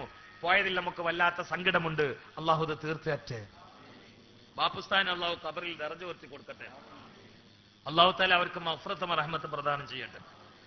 അള്ളാഹു നമ്മുടെ ആലിമീങ്ങളുടെ ബർക്കത്തുകൊണ്ട് നമുക്ക് സമസ്തയിൽ ഇഖ്ലാസോടെ പ്രവർത്തിക്കാനുള്ള ആയുസ്സും ആഫിയത്തും സൗകര്യവും സംവിധാനവും ഒക്കെ അള്ളാഹു തആല പ്രദാനം ചെയ്യട്ടെ. ബിൻ നബിയിൽ മുസ്തഫ മുഹമ്മദിൻ. നിങ്ങൾ ചിന്തിച്ചു നോക്കൂ, ഈ 3-4 കൊല്ലത്തില് ബാപ്പുസ്താദ് എന്താണ് ഇവിടെ നടക്കുന്നത്? ബാപ്പുസ്താദ് അവിടെ നിങ്ങളുടെ ശംസുലം കണ്ണിയത്തുസ്താദിന്റെ വഫാത്ത്, അതോടുകൂടി കേരളത്തിൽ അനുസ്മരണ പ്രവാഹമായി. അവിടെ നിങ്ങളുടെ അനുസ്മരണം ജോറാണിത്. ശംസുലം കണ്ണിയത്തുസ്താദ് വഫാത്തോടുകൂടി അനുസ്മരണ സമ്മേളനങ്ങൾ. ശംസുലം അതിൽ പങ്കെടുത്തിരുന്നു. ആ കണ്ണിയത്തുസ്താദ് വഫാത്തായി കുറച്ച് കഴിഞ്ഞപ്പോൾ CH ഉസ്താദ് കണ്ണിയത്ത് ഉസ്താദിന്റെ അനുസ്മരണ സമ്മേളനത്തിൽ CH ഉസ്താദ് പ്രസംഗിക്കുന്ന സദസ്സിൽ മീസാൻ ഓതുന്ന കൊച്ചു മുത്താലിമായ ഞാൻ പോയിരുന്നിട്ടുണ്ട്. മലപ്പുറത്തൊരു പള്ളിയിൽ CH ഉസ്താദ് പ്രസംഗിക്കായിരുന്നു. കണ്ണിയത്ത് ഉസ്താദിന്റെ വഫാത്തോടുകൂടി CH ഉസ്താദ് വഫാത്തായി. അതോടുകൂടി CH ഉസ്താദിന്റെ അനുസ്മരണമായി. പിന്നെ ശംസുൽമ അനുസ്മരണ പ്രഭാഷണം നടത്തിയിരുന്നു. CH ഉസ്താദിനെ കുറിച്ച് ശംസുൽമ എഴുതിയ ലേഖനം CH ഉസ്താദിന്റെ സ്മരണയിൽ ഞാൻ വായിച്ചിട്ടുണ്ട്. എന്റെ പ്രിയപ്പെട്ട സുഹൃത്ത് CH ഹൈദറസ് മുസ്ലിയാർ അള്ളാഹു ഇഷ്ടപ്പെട്ട ഔലിയാക്കളിൽ ഒരാളായിരുന്നു എന്ന് ശംസുൽമ CH ഉസ്താദിനെ കുറിച്ച് എഴുതിയത് ഞാൻ വായിച്ചിട്ടുണ്ട്. CH ഉസ്താദിന്റെ അനുസ്മരണ സമ്മേളനം നടന്നുകൊണ്ടിരിക്കുമ്പോൾ ബഹുമാനപ്പെട്ട ശംസുൽമ വഫാത്തായി. അപ്പൊ എല്ലാവരും കൂടി ശംസുൽമന്റെ അനുസ്മരണ സമ്മേളനമായി. ചിന്തിക്കുക, ശംസുൽമന്റെ അനുസ്മരണ സമ്മേളനം പരിപാടിക്ക് ഇങ്ങനെ തകൃതിയിൽ നടന്നുകൊണ്ടിരിക്കുമ്പോ അങ്ങനെ നടക്കുമ്പോ അതാ പോണ് കേട്ടി ബഹുമാനപ്പെട്ട നാട്ടിക ഉസ്താദിന്റെ അനുസ്മരണം പരിപാടിക്ക് കൂടി നടക്കുമ്പോ അതാ പോണ് ബഹുമാനപ്പെട്ട ഉമർ ശിഹാബ്. ആ പരിപാടി കൂടി നടക്കുമ്പോ അതാ പോണ് KT ഉസ്താദ്. ആ പരിപാടിയൊക്കെ കൂടി നടക്കുമ്പോ അതാ പോണ് മുഹമ്മദ് ശിഹാബ് തങ്ങൾ. ആ പരിപാടിയൊക്കെ കൂടി ഇങ്ങനെ നടക്കുമ്പോ സുബ്ഹാനല്ലാഹ് അതാ പോണ് ചെമ്പരക്കാളിന്റെ അനുസ്മരണം പരിപാടിയൊക്കെ കൂടി നടക്കുമ്പോ അതാ പോണ് പാറന്നൂർ ഉസ്താദിന്റെ പരിപാടി അനുസ്മരണമൊക്കെ കൂടി നടക്കുമ്പോ അതാ പോണ് തൊഴിയൂർ ഉസ്താദിന്റെ അനുസ്മരണം പരിപാടിയൊക്കെ കൂടി നടക്കുമ്പോ അതാ പോണ് ചെറുശ്ശേരി ഉസ്താദിന്റെ പരിപാടി അനുസ്മരണം കൂടി നടക്കുമ്പോ അതാ പോണ് കോയക്കുടി ഉസ്താദിന്റെ അനുസ്മരണം പരിപാടിയൊക്കെ കൂടി നടക്കുമ്പോ അതാ പോണ് കുമരമ്പത്തൂർ ഉസ്താദിന്റെ അനുസ്മരണം പരിപാടിയൊക്കെ കൂടി നടക്കുമ്പോ അതാ പോണ് ബാപ്പുസ്താൻ. ഇനി എല്ലാവരും കൂടി ബാപ്പുസ്താൻ അനുസ്മരണത്തിനാണ്. ഇനി നാളെ എന്തെന്നൊന്നും പറയാൻ പറ്റില്ല. ഞങ്ങൾക്കൊരു ചിത്രമാണ് കാണിച്ചെന്ന അല്ലാഹുവിന്റെ റസൂൽ പറഞ്ഞു, ആഖിർ സമാന്റെ പ്രധാനപ്പെട്ട അടയാളങ്ങളിൽ ഒന്ന് ആലിമീങ്ങളുടെ മരണമാണെന്ന് മുഹമ്മദ് മുസ്തഫ.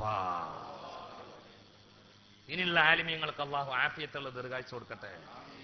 ചിന്തിക്കണേ, പ്രധാനപ്പെട്ട ഒരടയാളം അതാണെങ്കിൽ അതാ കള്ളുകൂടി അധികരിക്കുക എന്നത് അടയാളമാണ്. അത് സ്കൂളിൽ പഠിക്കുന്ന എട്ടും പൊട്ടും തിരിയാത്ത പൈതങ്ങൾ കുടിക്കുന്ന കാലമല്ലേ? സുബ്ഹാനല്ലാഹ്. വാപ്പയെ കൊല്ലുന്ന മകനും മകനെ കൊല്ലുന്ന വാപ്പയും മകളെ കൊല്ലുന്ന ഉമ്മയും ഉമ്മയെ കൊല്ലുന്ന മകനും മകളും നിത്യസംഭവമല്ലേ? സുബ്ഹാനല്ലാഹ്. നാടും തമ്മിൽ യുദ്ധത്തിലല്ലേ? വെള്ളത്തിന് വേണ്ടി നാടുകൾ യുദ്ധത്തിലല്ലേ? കേരളവും തമിഴ്നാടും അതിന്റെ വക്കിലല്ലേ? എന്തിനേറെ പറയണോ, പരിശുദ്ധമായ റൗളയിലേക്ക്, മദീന മസ്ജിദുൻ നബവിയിലേക്ക് മുസ്ലിമീങ്ങൾ ബോംബെറിഞ്ഞ കാലമല്ലേ? ഖിബലയിലേക്ക്, കഅബ ശരീഫിലേക്ക് ബോംബെറിഞ്ഞ കാലമല്ലേ? എവിടെ നിന്ന്? ഇസ്ലാമിക രാഷ്ട്രങ്ങളിൽ നിന്ന്.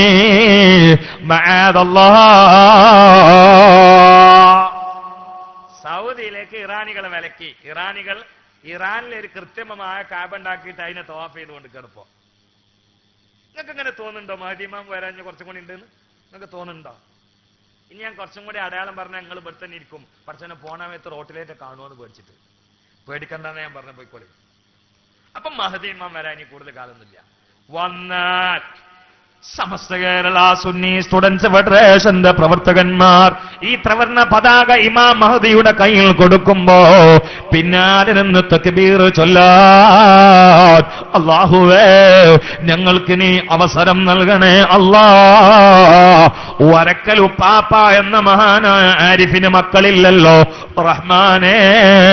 കറാമത്തിന്റെ സാഹിബായ ആ മഹാനായ മനുഷ്യൻ പറഞ്ഞ മക്കള് അത് സമസ്തയിൽ ഇഖ്ലാസോടെ പ്രവർത്തിക്കുന്ന SKSSFന്റെയും SYSന്റെയും പ്രവർത്തകന്മാര്, നേതാക്കളും SBVയുടെ മക്കളും വിക്കായയുടെ പ്രവർത്തകന്മാര്, ഇബാദിന്റെ പ്രബോധകന്മാരും അതാ ത്വലബയുടെയും ഒക്കെ പ്രവർത്തകന്മാരല്ലേ?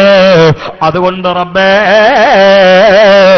ആ വരക്കലുപ്പാപ്പ ഇഷ്ടപ്പെട്ട അവിടുത്തെ അനുയായികളായ മാനവിയായ മക്കളായി ഞങ്ങളെ നീ സ്വീകരിക്കണേ അല്ലാ ബിന്നബിയിൽ മുസ്തഫ സല്ലല്ലാഹു അലൈഹി വസല്ലം.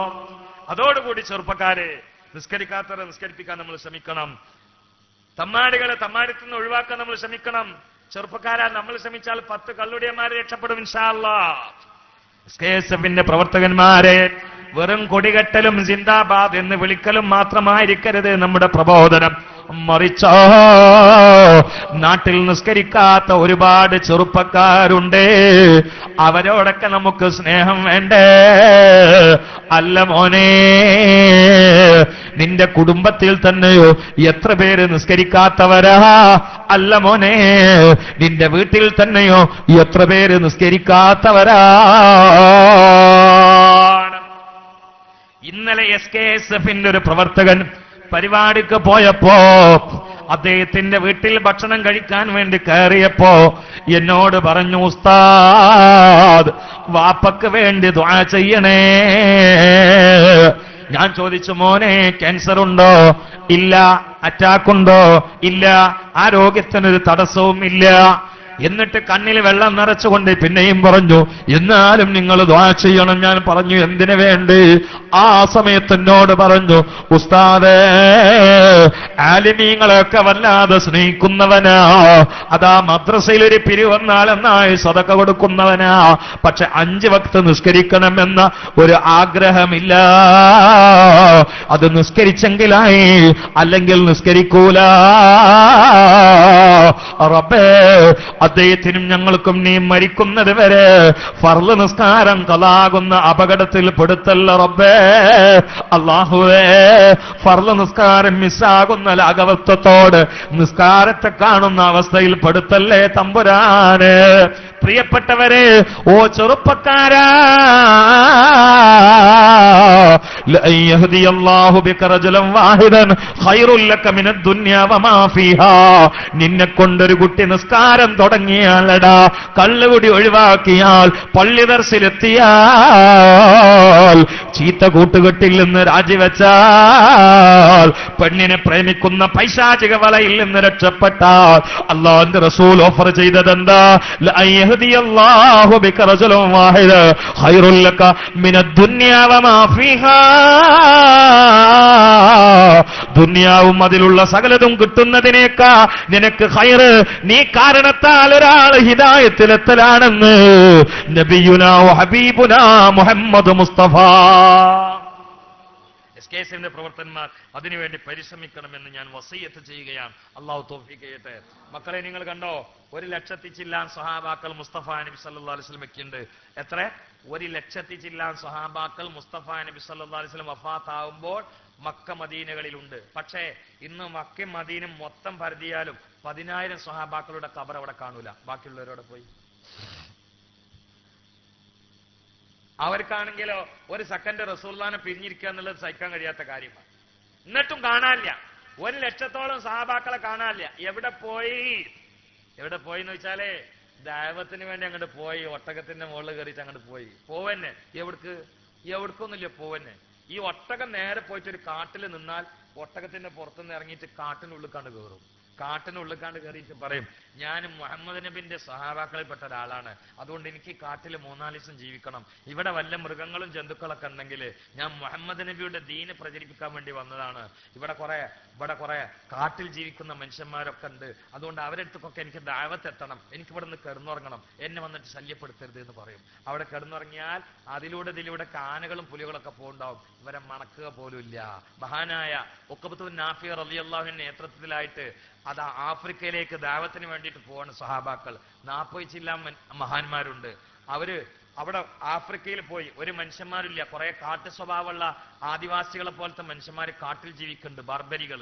അവരൊക്കെയുള്ള ലോകത്തേക്കാണ് പോയി. എന്നിട്ട് ദഅവത്ത് നടത്തണം. അപ്പോ അവിടെ താമസിക്കാൻ സ്ഥലമില്ല. ഇവർ പറഞ്ഞു, ഒഴിഞ്ഞൊരു കാടുണ്ട്, അതിന്റെ മേലൊരു ആ കാട്ടിനുള്ളിൽ മലയുണ്ട്. ആ കാട്ടിനുള്ളിൽ ആര് പോയാലും പിന്നെ തിരിച്ചു വരില്ല, മരിച്ചു വീഴലാണ് പതിവ്. അത്ര വലിയ ക്ഷുദ്രജീവികളും കണ്ടാമൃഗങ്ങളും പൊടിമൃഗങ്ങളും ഒക്കെ ഉള്ളത്. അവിടേക്ക് വേണമെങ്കിൽ പോയിക്കോളി, ആ കാടനെ വേണമെങ്കിൽ ഒരു തൊളിന്ന് പറഞ്ഞു. സുബ്ഹാനല്ലാഹ്. ഉഖ്ബത്തുൻ നാഫി റളിയല്ലാഹു ബാക്കൊക്കെ നോക്കിയിട്ട് പറഞ്ഞു, നിങ്ങൾക്കൊക്കെ ധൈര്യം ഉണ്ടോന്ന് വെച്ചു. അപ്പൊ ഒരു പറഞ്ഞു, നിങ്ങൾ പറയും പോലെ എന്ന് പറഞ്ഞു. ഞാൻ പറയും പോലെ എന്നല്ല, നമ്മൾ വന്നതെന്തിനാണ് ലാ ഇലാഹ ഇല്ലല്ലാഹ് മുഹമ്മദുർ റസൂലുള്ളാഹ് സ്വല്ലല്ലാഹു അലൈഹി വസല്ലം പ്രചരിപ്പിക്കാനാണ്. അത് ആരുതാണ്? അള്ളാഹുവിന്റെ മതമാണ്. നമ്മളെ പറഞ്ഞയച്ചത് മുഹമ്മദ് നബി സല്ലല്ലാഹു അലൈഹി വസല്ലമയാണ്. അതുകൊണ്ട് വേരിന്റെ വേക്കിൽ എന്ന് പറഞ്ഞു. ഉഖ്ബത്തുൻ നാഫി റളിയല്ലാഹു അൻഹു നേതൃത്വത്തിലായിട്ട് ആ കൊടുങ്കാടിന്റെ ഉള്ളിൽ കയറിയിട്ട് മലന്റെ മേലെ കയറിയിട്ട് റഈസായ ക്യാപ്റ്റനായ ഉഖ്ബത്തുൻ നാഫി റളിയല്ലാഹു അൻഹു മലന്റെ മേലെ കയറിയിട്ട് പാറമ കയറി നിന്നിട്ടൊരു പ്രഖ്യാപനം, പിടിമൃഗങ്ങളെ, ക്ഷുദ്രജീവികളെ, പാമ്പുകളെ, തേളുകളെ, കരടികളെ, സിംഹങ്ങളെ, ആനകളെ, ഞങ്ങൾ മുഹമ്മദ് നബിയുടെ അനുയായികളാണ്. ഞങ്ങൾക്ക് ലാ ഇലാഹ ഇല്ലല്ലാഹ് മുഹമ്മദ് റസൂലുള്ളാഹ് പ്രചരിപ്പിക്കണം. അതുകൊണ്ട് നിങ്ങൾ മൊത്തം ഈ കാട്ടിൽ പോണം. നിങ്ങൾ ഉപദ്രവിക്കൂലെങ്കിലും നിങ്ങളെ കണ്ട എന്റെ ആളുകൾക്ക് പേടിയാവും. അതുകൊണ്ട് എല്ലാരും പോണെന്ന് പറഞ്ഞു. ഈ പ്രഖ്യാപനം ക്യാപ്റ്റൻ ഉഖ്ബത്തുൻ നാഫി റളിയല്ലാഹു അൻഹു ആ മലമുകളിൽ കയറിയിട്ടാണ്ട് പറഞ്ഞതോടുകൂടി ആനകൾ കുട്ടികളെ വാരിയിട്ട് ഓടാൻ തുടങ്ങി, സിംഹങ്ങൾ മക്കളെ വാരിയിട്ട് ഓടാൻ തുടങ്ങി, കുരങ്ങുകൾ പുറത്ത് മക്കളെ വെച്ചിട്ട് എന്നിട്ട് ഓടാൻ തുടങ്ങി, പാമ്പുകൾ പാമ്പിന്റെ പുറത്ത് പാമ്പിന്റെ കുട്ടികളെ ചുറ്റും കണ്ട് ഓടാൻ തുടങ്ങി. എല്ലാവരും ഉഖ്ബത്തുൻ നാഫിനെ കാണുമ്പോൾ ചിലർ സല്യൂട്ട് അടിക്കും, ഞങ്ങൾ പോകണമെങ്കിൽ ഇവിടെ അബ്ബാത്ത് ഞങ്ങൾ ഉണ്ടാവില്ല എന്ന് പറഞ്ഞിട്ട് ആ കാട് മൊത്തം ഉഖ്ബത്തുൻ നാഫിനെ വഴങ്ങുകയാണ്. അവിടെ പിന്നീട് കൊല്ലങ്ങളോളം ഒരു പാമ്പിനെയും കരടിയെയും പുലിയെയും ആനയെയും കണ്ടില്ല. ഈ ഒരു കറാമത്താണ് കാട്ടിലുള്ള മുഴുവൻ മനുഷ്യന്മാരും ഇസ്ലാമിലേക്ക് കടന്നു വന്നു. ചിന്തിക്കണേ, ഗൗരവത്തെ ചിന്തിക്കണേ സഹോദരന്മാരെ, ചിന്തിക്കണേ. സഅദ് ഇബ്നു അബീ വഖാസ് റളിയല്ലാഹു തആല അൻഹുവിന്റെ നേതൃത്വത്തിൽ പേർഷ്യയിലേക്ക് യുദ്ധത്തിന് പോവുകയാ. സുബ്ഹാനല്ലാഹ്. അപ്പോഴാ മുമ്പിൽ കടല്, വലിയ പുഴ, അപ്പുറത്താണ് ശത്രുക്കള്. പുഴന്റെ അവിടെ എത്തിയപ്പോ സഅദ് ഇബ്നു അബീ വഖാസ് ബാക്കൊക്കെ തിരിഞ്ഞിട്ട് നോക്കി, ഞാൻ എന്റെ കുതിരയെ ഈ പുഴന്റെ മേൽക്കാണ് നടത്തിയ ഞങ്ങളും ബാക്കിൽ ഉണ്ടാവുമെന്ന് വെച്ചു. നല്ല സുഖമുള്ള പരിപാടിയാ. എങ്ങനെയുണ്ട്? അപ്പൊ ബാക്കിൽ നിന്ന് എല്ലാരും പറഞ്ഞ് നിങ്ങൾ നടത്തിയ ബാക്കിൽ ഞങ്ങൾ ഉണ്ടാവില്ല. അപ്പൊ ഇതേ ചോദ്യം ചോദിച്ചു, നമ്മൾ എന്തിനാ വന്നത്? ലാ ഇലാഹ ഇല്ലല്ലാഹ് മുഹമ്മദ് റസൂലുള്ളാഹ്. എന്തിനാ നമ്മൾ ഈ പ്രബോധനം നടത്തുന്നത്? അള്ളാന്റെ പൊരുത്തത്തിന് വേണ്ടി. പുഴ ആര് സൃഷ്ടിച്ചതാ? അള്ളാഹ്. അപ്പൊ അള്ളാഹ്ക്ക് വേണ്ടി പണിയെടുക്കണം. നമുക്ക് പുഴ അടങ്ങിത്തരണം, അനുസരിക്കണം. അതുകൊണ്ട് കേറിക്കോളി. ബിസ്മില്ലാഹിർ റഹ്മാനിർ റഹീം. സഅദ് ഇബ്നു അബീ വഖാസ് അതാ പുഴന്റെ മുകളിൽ കൂടി കുതിരനെ ചലിപ്പിക്കുന്നു. കുതിരയുടെ കുളമ്പടി ശക്തം, ആ ശബ്ദം ഒരു മണൽപ്പരപ്പിലൂടെ ഓടുന്നത് പോലെ പുറത്തേക്ക് അതാ മുഖരിതമായി കുതിരയുടെ കാല് താവാതെ പ്രവിശാലമായ പാരാവാരം പോലെ പരന്നു കിടക്കുന്ന മരുഭൂമിയിലൂടെ അതിശക്തമായി കുളമ്പടി ശബ്ദം മുഖരിതമാക്കി കുതിര ശീഘ്രം ഓടുന്നത് പോലെ അതിനേക്കാൾ ഭംഗിയായി ഈ പുഴമുകളിലൂടെ ഓടുകയാണ്. അപ്പുറത്ത് കണ്ട ശത്രുക്കള് യുദ്ധം ചെയ്യാൻ വേണ്ടി കാത്തിക്കാണ്. പക്ഷെ ഇവർ വേണ്ട എത്തിയപ്പോഴേക്ക് അശ്ഹദു അല്ലാ ഇലാഹ ഇല്ലല്ലാഹ് വഅശ്ഹദു അന്ന മുഹമ്മദ് റസൂലുള്ളാഹ്. ഇനി പണിയില്ല. മഹാനായ ഖാജ മുഈനുദ്ദീൻ അൽ ജിസ്തി അൽ അജ്മീരി ഇത് അവരുടെ ഉറൂസുള്ള മാസമാണ്. അള്ളാഹു ദറജ ഉയർത്തി കൊടുക്കട്ടെ. അവർ ഇന്ത്യയിൽ വന്നപ്പോ എന്തായിരുന്നു അന്ന് അവിടെ ഉണ്ടായിരുന്ന അവസ്ഥ? എന്തായിരുന്നു അജ്മീറിലെ അവസ്ഥ? ശൈത്താന്മാര് വസിക്കുന്ന കാലം, സാഹിര്യങ്ങളുടെ ലോകം, അഹങ്കാരികളുടെ ലോകം അല്ലേ?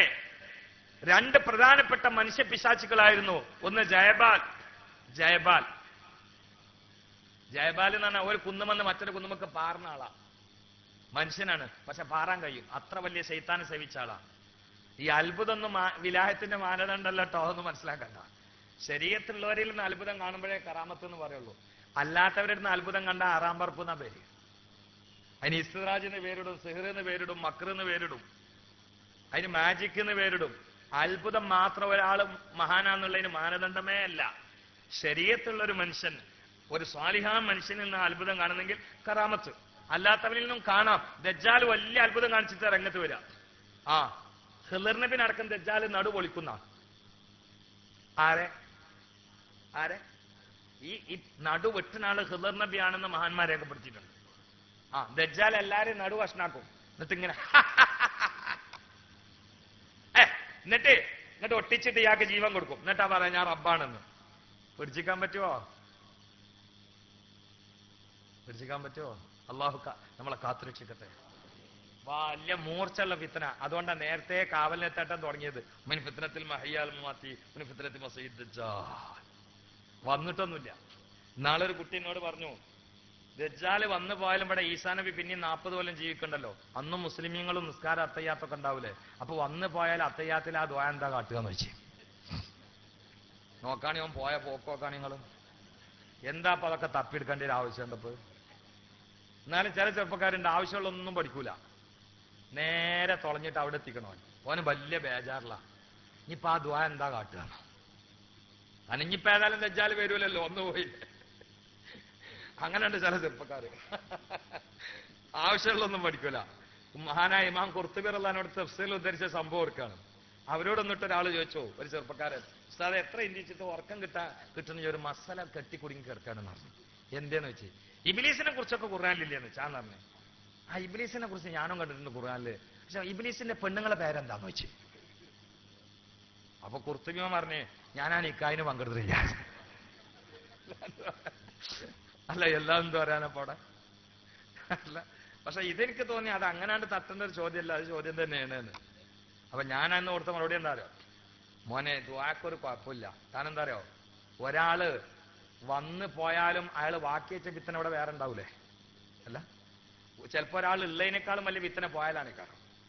അല്ല അങ്ങനെയുണ്ട്. ഒരാള് ദുനിയാവിൽ ഉണ്ടാക്കി പോയ വിത്തന അത് ഇവിടെ ഉണ്ടാവുമല്ലോ. അപ്പൊ അതിന് അർത്ഥം അങ്ങനെ വെച്ചാൽ മതി. ഉമ്മിൻ ഫിത്നത്തിൽ മഹിയാൽ മാറ്റി ഫിത്നത്തിൽ മസീദ് ദജ്ജാൽ. ദജ്ജാൽ ഇവിടെ ബാക്കി വെച്ച ഫിത്നയിൽ നിന്ന് നിന്നോട് കാവലിൽ തേടുന്നു. അർത്ഥം മൂല്യമാര് വെച്ചവരാന്ന് ഇതിനെ ബേജാറായാണ്. അല്ല ചില കുട്ടിയൊക്കെ ഭയങ്കര ബേജാറാസുഖാണപ്പോ. ചിലവർ അതന്നെ ശ്രദ്ധിക്കുള്ളൂ. ഞാൻ നാള് UAE പോയിട്ടൊരു പ്രസംഗം നടത്തിയപ്പോ ഖിയാമത്ത് അവസ്ഥ കണ്ട് പറഞ്ഞപ്പോ ചില കിതാബിലൊക്കെ ഉള്ളതാണ്, എല്ലാരും മരിച്ചു വീണിട്ട് ശവകൂമ്പാരമായി നിരപ്പായിട്ട് ഇങ്ങനെ കിടക്കും. അവിടെ ചില കിതാബിൽ കാണാം, ആ നിരപ്പായ അവസ്ഥ വിവരിക്കാൻ വേണ്ടിയിട്ട് ഒരു ഉദാഹരണം പറഞ്ഞിട്ടുണ്ട്. ആ സമയത്ത് ഒരാള് ഒരു കോഴിമുട്ടാണ്ട് ഉരുട്ടിയാല് അത് അവിടെ പോയിട്ട് നേരെ പോയിട്ട് എവിടെയും തട്ടിമുട്ടാതെ ഉരുണ്ട് അവിടെ പോയിട്ട് വീഴുന്നു. കാരണം അത്രയും നിരപ്പാണ്. അതിന് ഉദാഹരണമാണ്. ഇതങ്ങോട്ട് പറഞ്ഞോടുകൂടിയിട്ട് മുമ്പിൽ ഒരു ആചാര്യണ്ട് ചോന്ന തൊപ്പിട്ടിട്ട് ഈ ഉദാഹരണം ഞാനങ്ങോട്ട് പറഞ്ഞോടിയിട്ട് മൂപ്പര് കണ്ണൊക്കെ കൂടി നെറുന്തലിക്കാണ്ട് പോകുന്നുണ്ട്. അപ്പൊ എന്താ ഇത് എനിക്ക് പുറത്തും കിട്ടില്ല.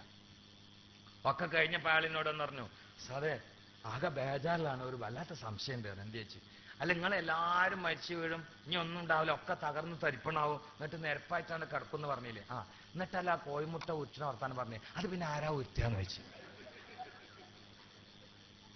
ആകെ സാധു ബേജാറായിക്കണം. കാരണം ഇനി ഉരുട്ട മൂപ്പരെന്നെ എണീച്ച് വരേണ്ടി വരുമോ, പിന്നെ ബേജാറിലപ്പോ ഇയാള്.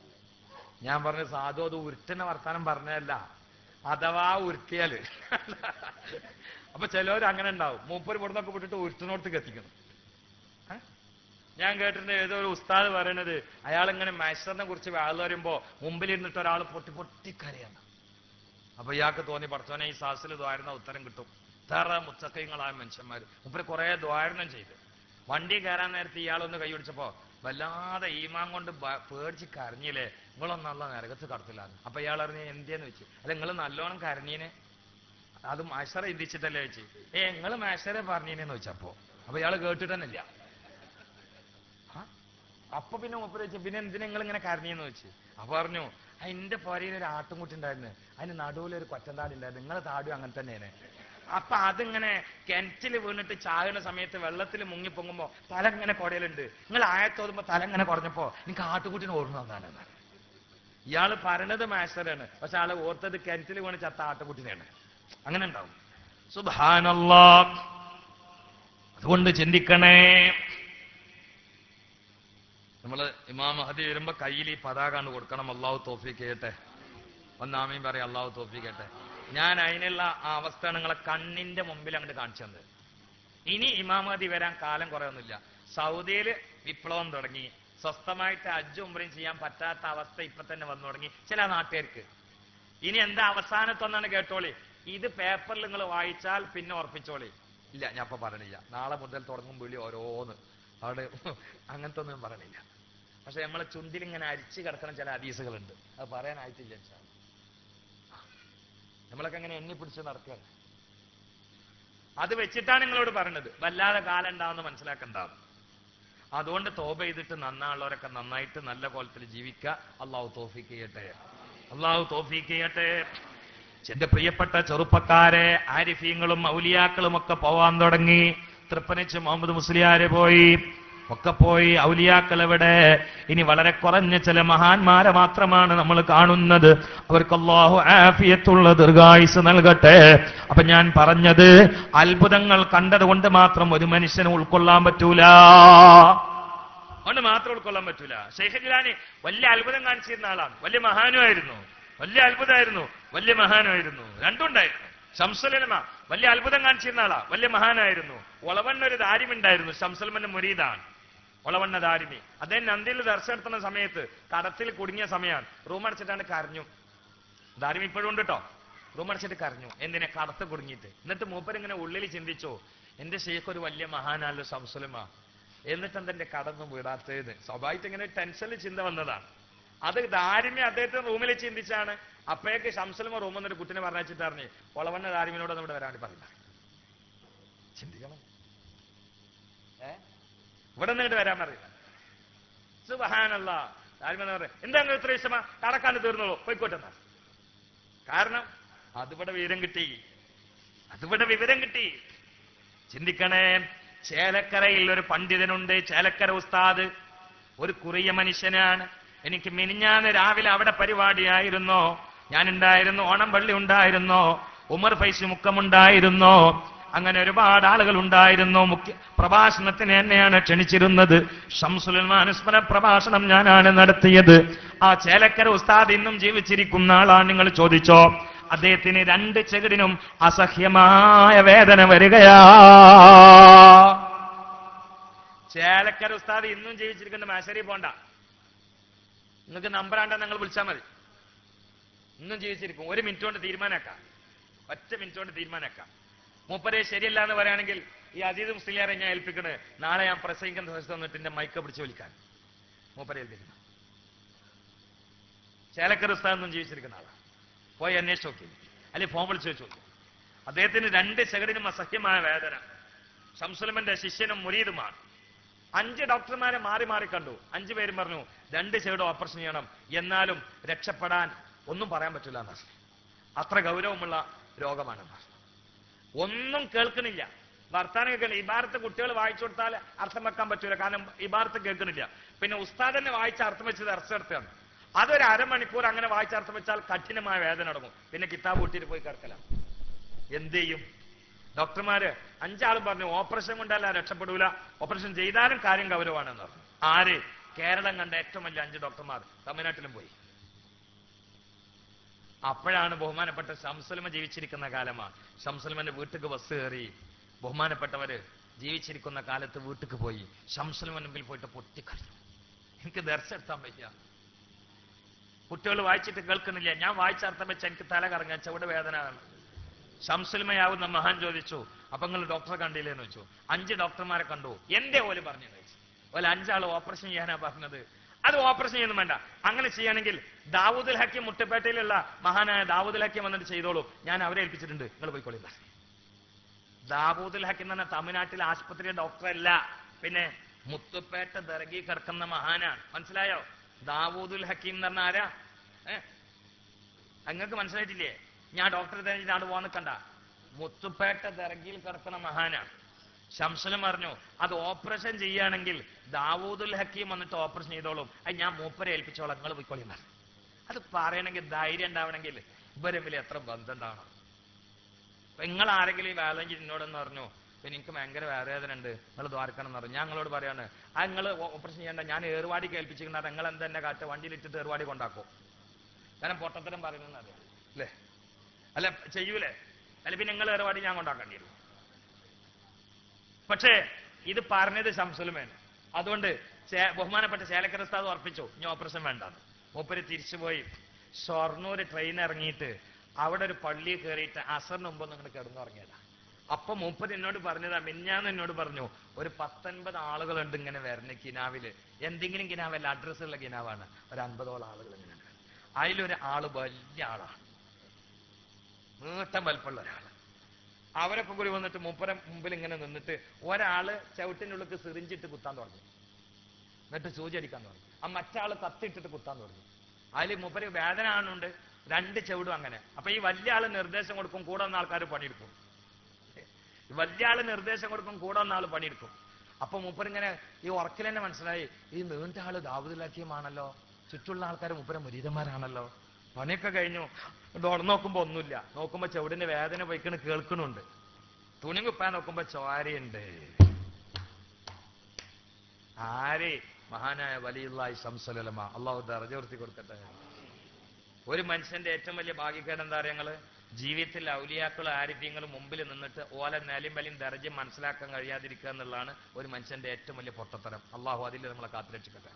നമ്മളെ മുമ്പിൽ വലിയ വലിയ ആരിഫ്യങ്ങളും ഔലിയാക്കളും ഉണ്ടാകുക, എന്നിട്ട് നമ്മൾ ഓല ദർജ മനസ്സിലാക്കാതെ ഓല കളിയാക്കാൻ നടക്കുക. ഇതാണ് ഒരു മനുഷ്യന്റെ ഏറ്റവും വലിയ ഭാഗ്യക്കേട്. അള്ളാഹു നമ്മളെ കാത്തുരക്ഷിക്കട്ടെ. ഇവരൊക്കെ നമ്മളെ മുമ്പിൽ ഇങ്ങനെ ജീവിച്ച് പോയ ആൾക്കാരാണ്. നമ്മളെ മുമ്പിൽ ഇങ്ങനെ ജീവിതം കാണിച്ചു എന്ന് പോയ ആളുകളാണ്. അള്ളാഹുവിന്റെ ബാക്കിൽ കൂടാൻ നമുക്ക് തൗഫീക്ക് ചെയ്യട്ടെ.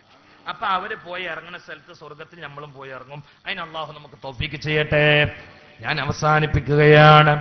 ഞാൻ തുടക്കത്തിൽ പറഞ്ഞൊരു കാര്യത്തിലേക്ക് വീണ്ടും എന്നെയും നിങ്ങളെയും ഉണർത്തിയിട്ട് ഞാൻ അവസാനിപ്പിക്കുകയാണ്.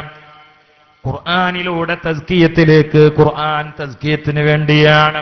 ഹുവല്ലദീ ബഅസ ഫിൽ ഉമ്മീന റസൂലൻ മിൻഹും യത്ലു അലൈഹിം ആയാതിഹി വയുസക്കീഹിം വയുഅല്ലിമുഹുൽ കിതാബ വൽ ഹിക്മ വഇൻ കാനൂ മിൻ ഖബ്ലു ലഫീ ളലാലിൻ മുബീൻ. 1,00,000 ചില്ലാനം അമ്പിയാക്കൾ ഈ ലോകത്തേക്ക് രംഗപ്രവേശനം ചെയ്തത് മനുഷ്യന്റെ കൽബിന്റെ തസ്കിയത്തിന്റെ ആവശ്യത്തിന് വേണ്ടിയാ, അല്ലാതെ സിറ്റി ഉണ്ടാക്കാനല്ല, ആശുപത്രി ഉണ്ടാക്കാനല്ല. മനുഷ്യന്റെ കൽബകത്ത് അറ്റകുറ്റപണികൾ നടത്താനാണ്. മനുഷ്യന്റെ കൽബ് വൃത്തിയാക്കാനാ. ആ കൽബിലേക്ക് അല്ലാഹ് എന്ന ബോധത്തെ സന്നിവേശിപ്പിക്കാനാണ്.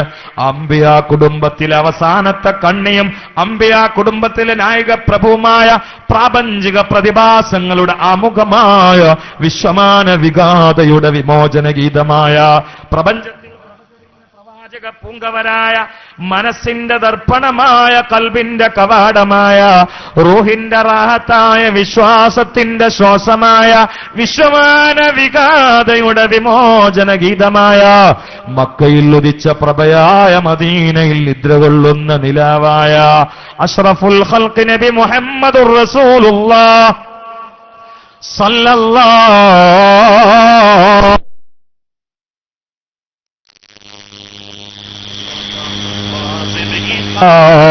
ബഹുമാനപ്പെട്ട ബാപ്പു ഉസ്താദ് ഹജ്ജ് ക്യാമ്പ് ഭംഗിയാക്കിയില്ലേ, മദ്രസ ഭംഗിയാക്കിയില്ലേ, വിദ്യാഭ്യാസ മേഖല ഭംഗിയാക്കിയില്ലേ, സമസ്തക്ക് പുതിയതായ ചൂടും നൽകിയില്ലേ, ബഹുമാനപ്പെട്ടവരെ ഏൽപ്പിക്കപ്പെട്ട സകല ഉത്തരവാദിത്തങ്ങളോ അനുയായികളെ അത്ഭുതപ്പെടുത്തിയിട്ട് പൂർത്തീകരിച്ചില്ലേ? എന്താണ് കാരണമെന്നറിയോ?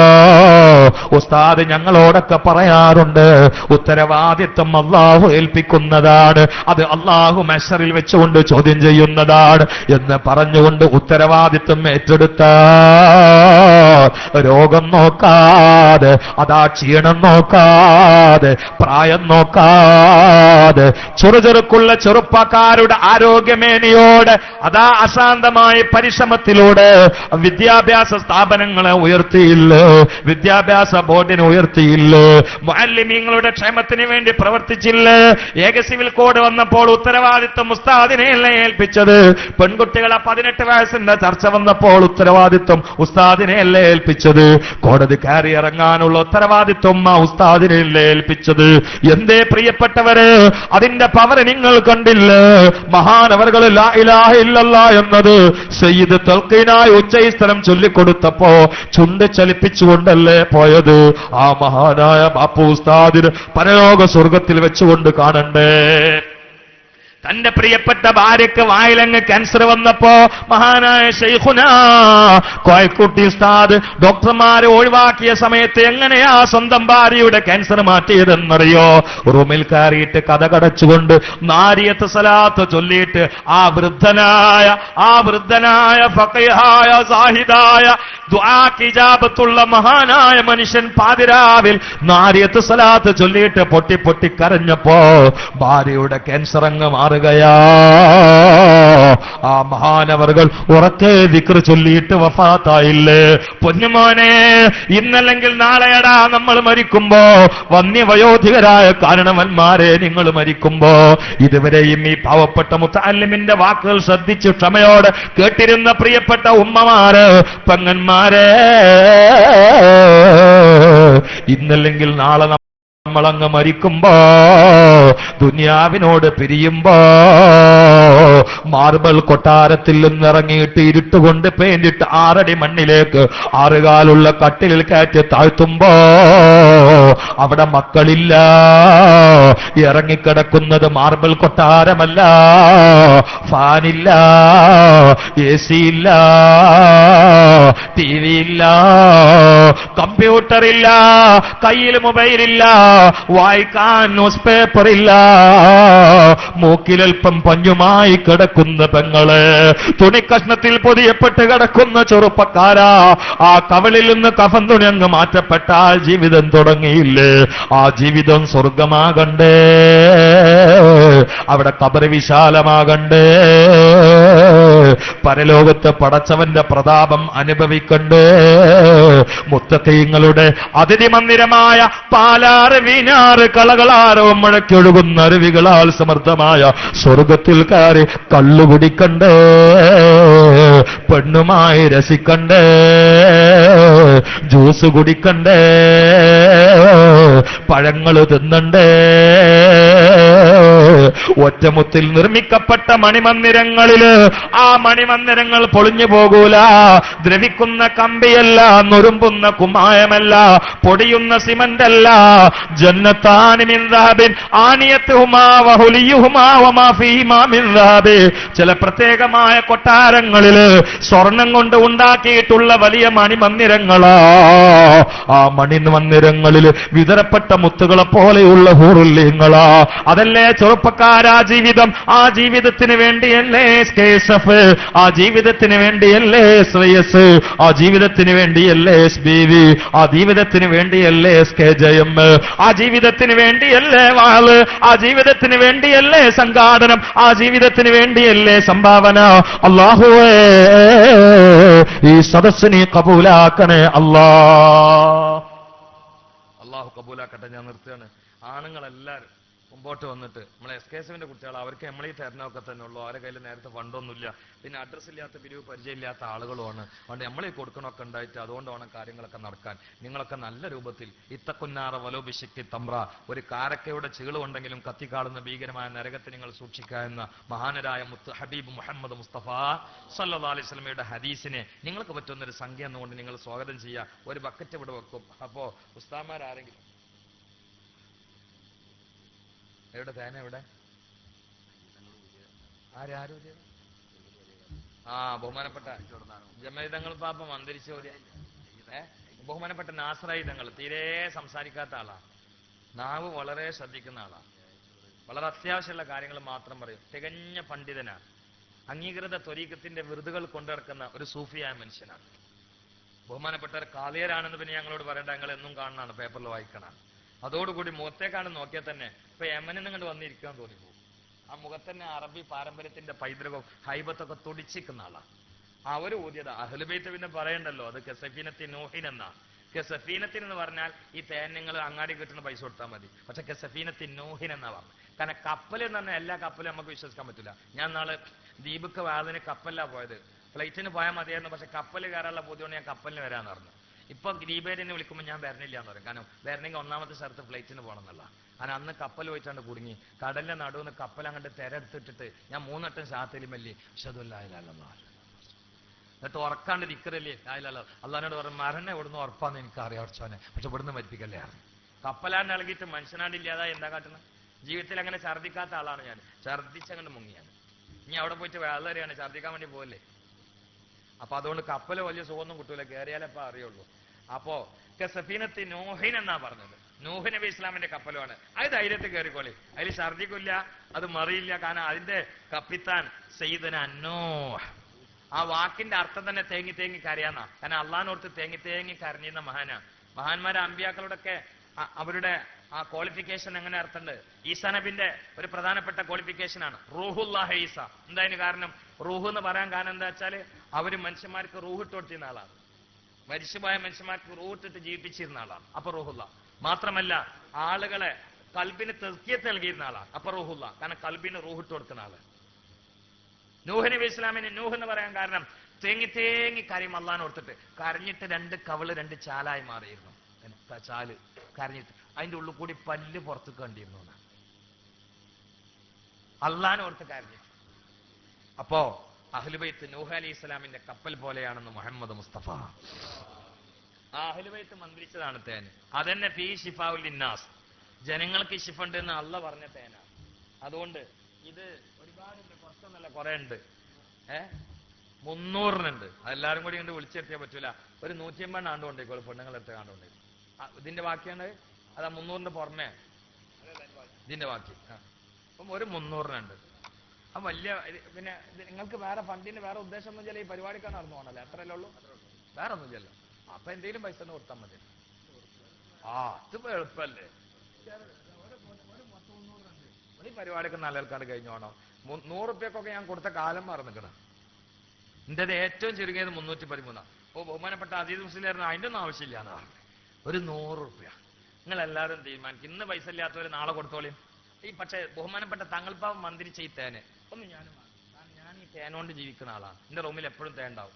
ഈ സദസ്സിനെ ഞാൻ കൊണ്ടുപോകും. ഇപ്പൊ 2-3 അവിടെ ഉണ്ട്. അതുകൊണ്ടപ്പോ വലിയ നിർബന്ധത്തിൽ കൊണ്ടാകത്തെ. എന്നാലും 100 റുപ്യ കിട്ടില്ലേ എന്ന നിലക്ക്. അല്ല 100 റുപ്യക്ക് അടുത്തൊന്നും വാങ്ങിയിട്ടില്ല. ചുരുങ്ങിയത് 500. ഇന്നലെ ഞാൻ വാങ്ങിയത് 500 റുപ്യ കൊടുത്തിട്ടാണ്. അത് ഞാൻ കൊടുക്കും. സംഘാടകർ വേണ്ടെന്നൊക്കെ പറയും. പക്ഷെ നമ്മൾ അങ്ങനെ തീരുമാനമെടുത്തുന്നത് ശരിയല്ലല്ലോ. ജനങ്ങളിൽ ഞാൻ ആദ്യം വാങ്ങിക്കോളാനിട്ട് പിന്നെ സംഘാടകരോട് ഇതൊന്നും വാങ്ങരുതെറ്റാന്ന് പറഞ്ഞാല് പിന്നെ എന്തിനാ ഈ വേള് പറഞ്ഞ്. അപ്പൊ ഞാൻ കൊടുക്കലുണ്ട്. ഇപ്പൊ ഇന്ന് 100 റുപ്യ കിട്ടിക്കുന്നു അൽഹംദുലില്ലാ. പൈസ കുറച്ചതിനല്ല, എന്നാലും നമുക്കത് മതിയെന്ന് അവർ പറഞ്ഞു. അതുകൊണ്ട് ആദ്യം ഒന്ന് ഞാൻ വാങ്ങാം. പിന്നെ നിങ്ങളെല്ലാവരും പിന്നെ നിങ്ങളെത്തെ ചില്ലറ ബാക്കി 400 തരണ്ടോ? ഇല്ലെങ്കിൽ പൊരുത്തപ്പെടാനാണ്. അല്ല, രണ്ടായാലും ഒന്നുകിൽ പൊരുത്തപ്പെട്ട് കൊടുക്കാനേ തരണം. അങ്ങനെ ബഹുമാനപ്പെട്ട ഉസ്താദ്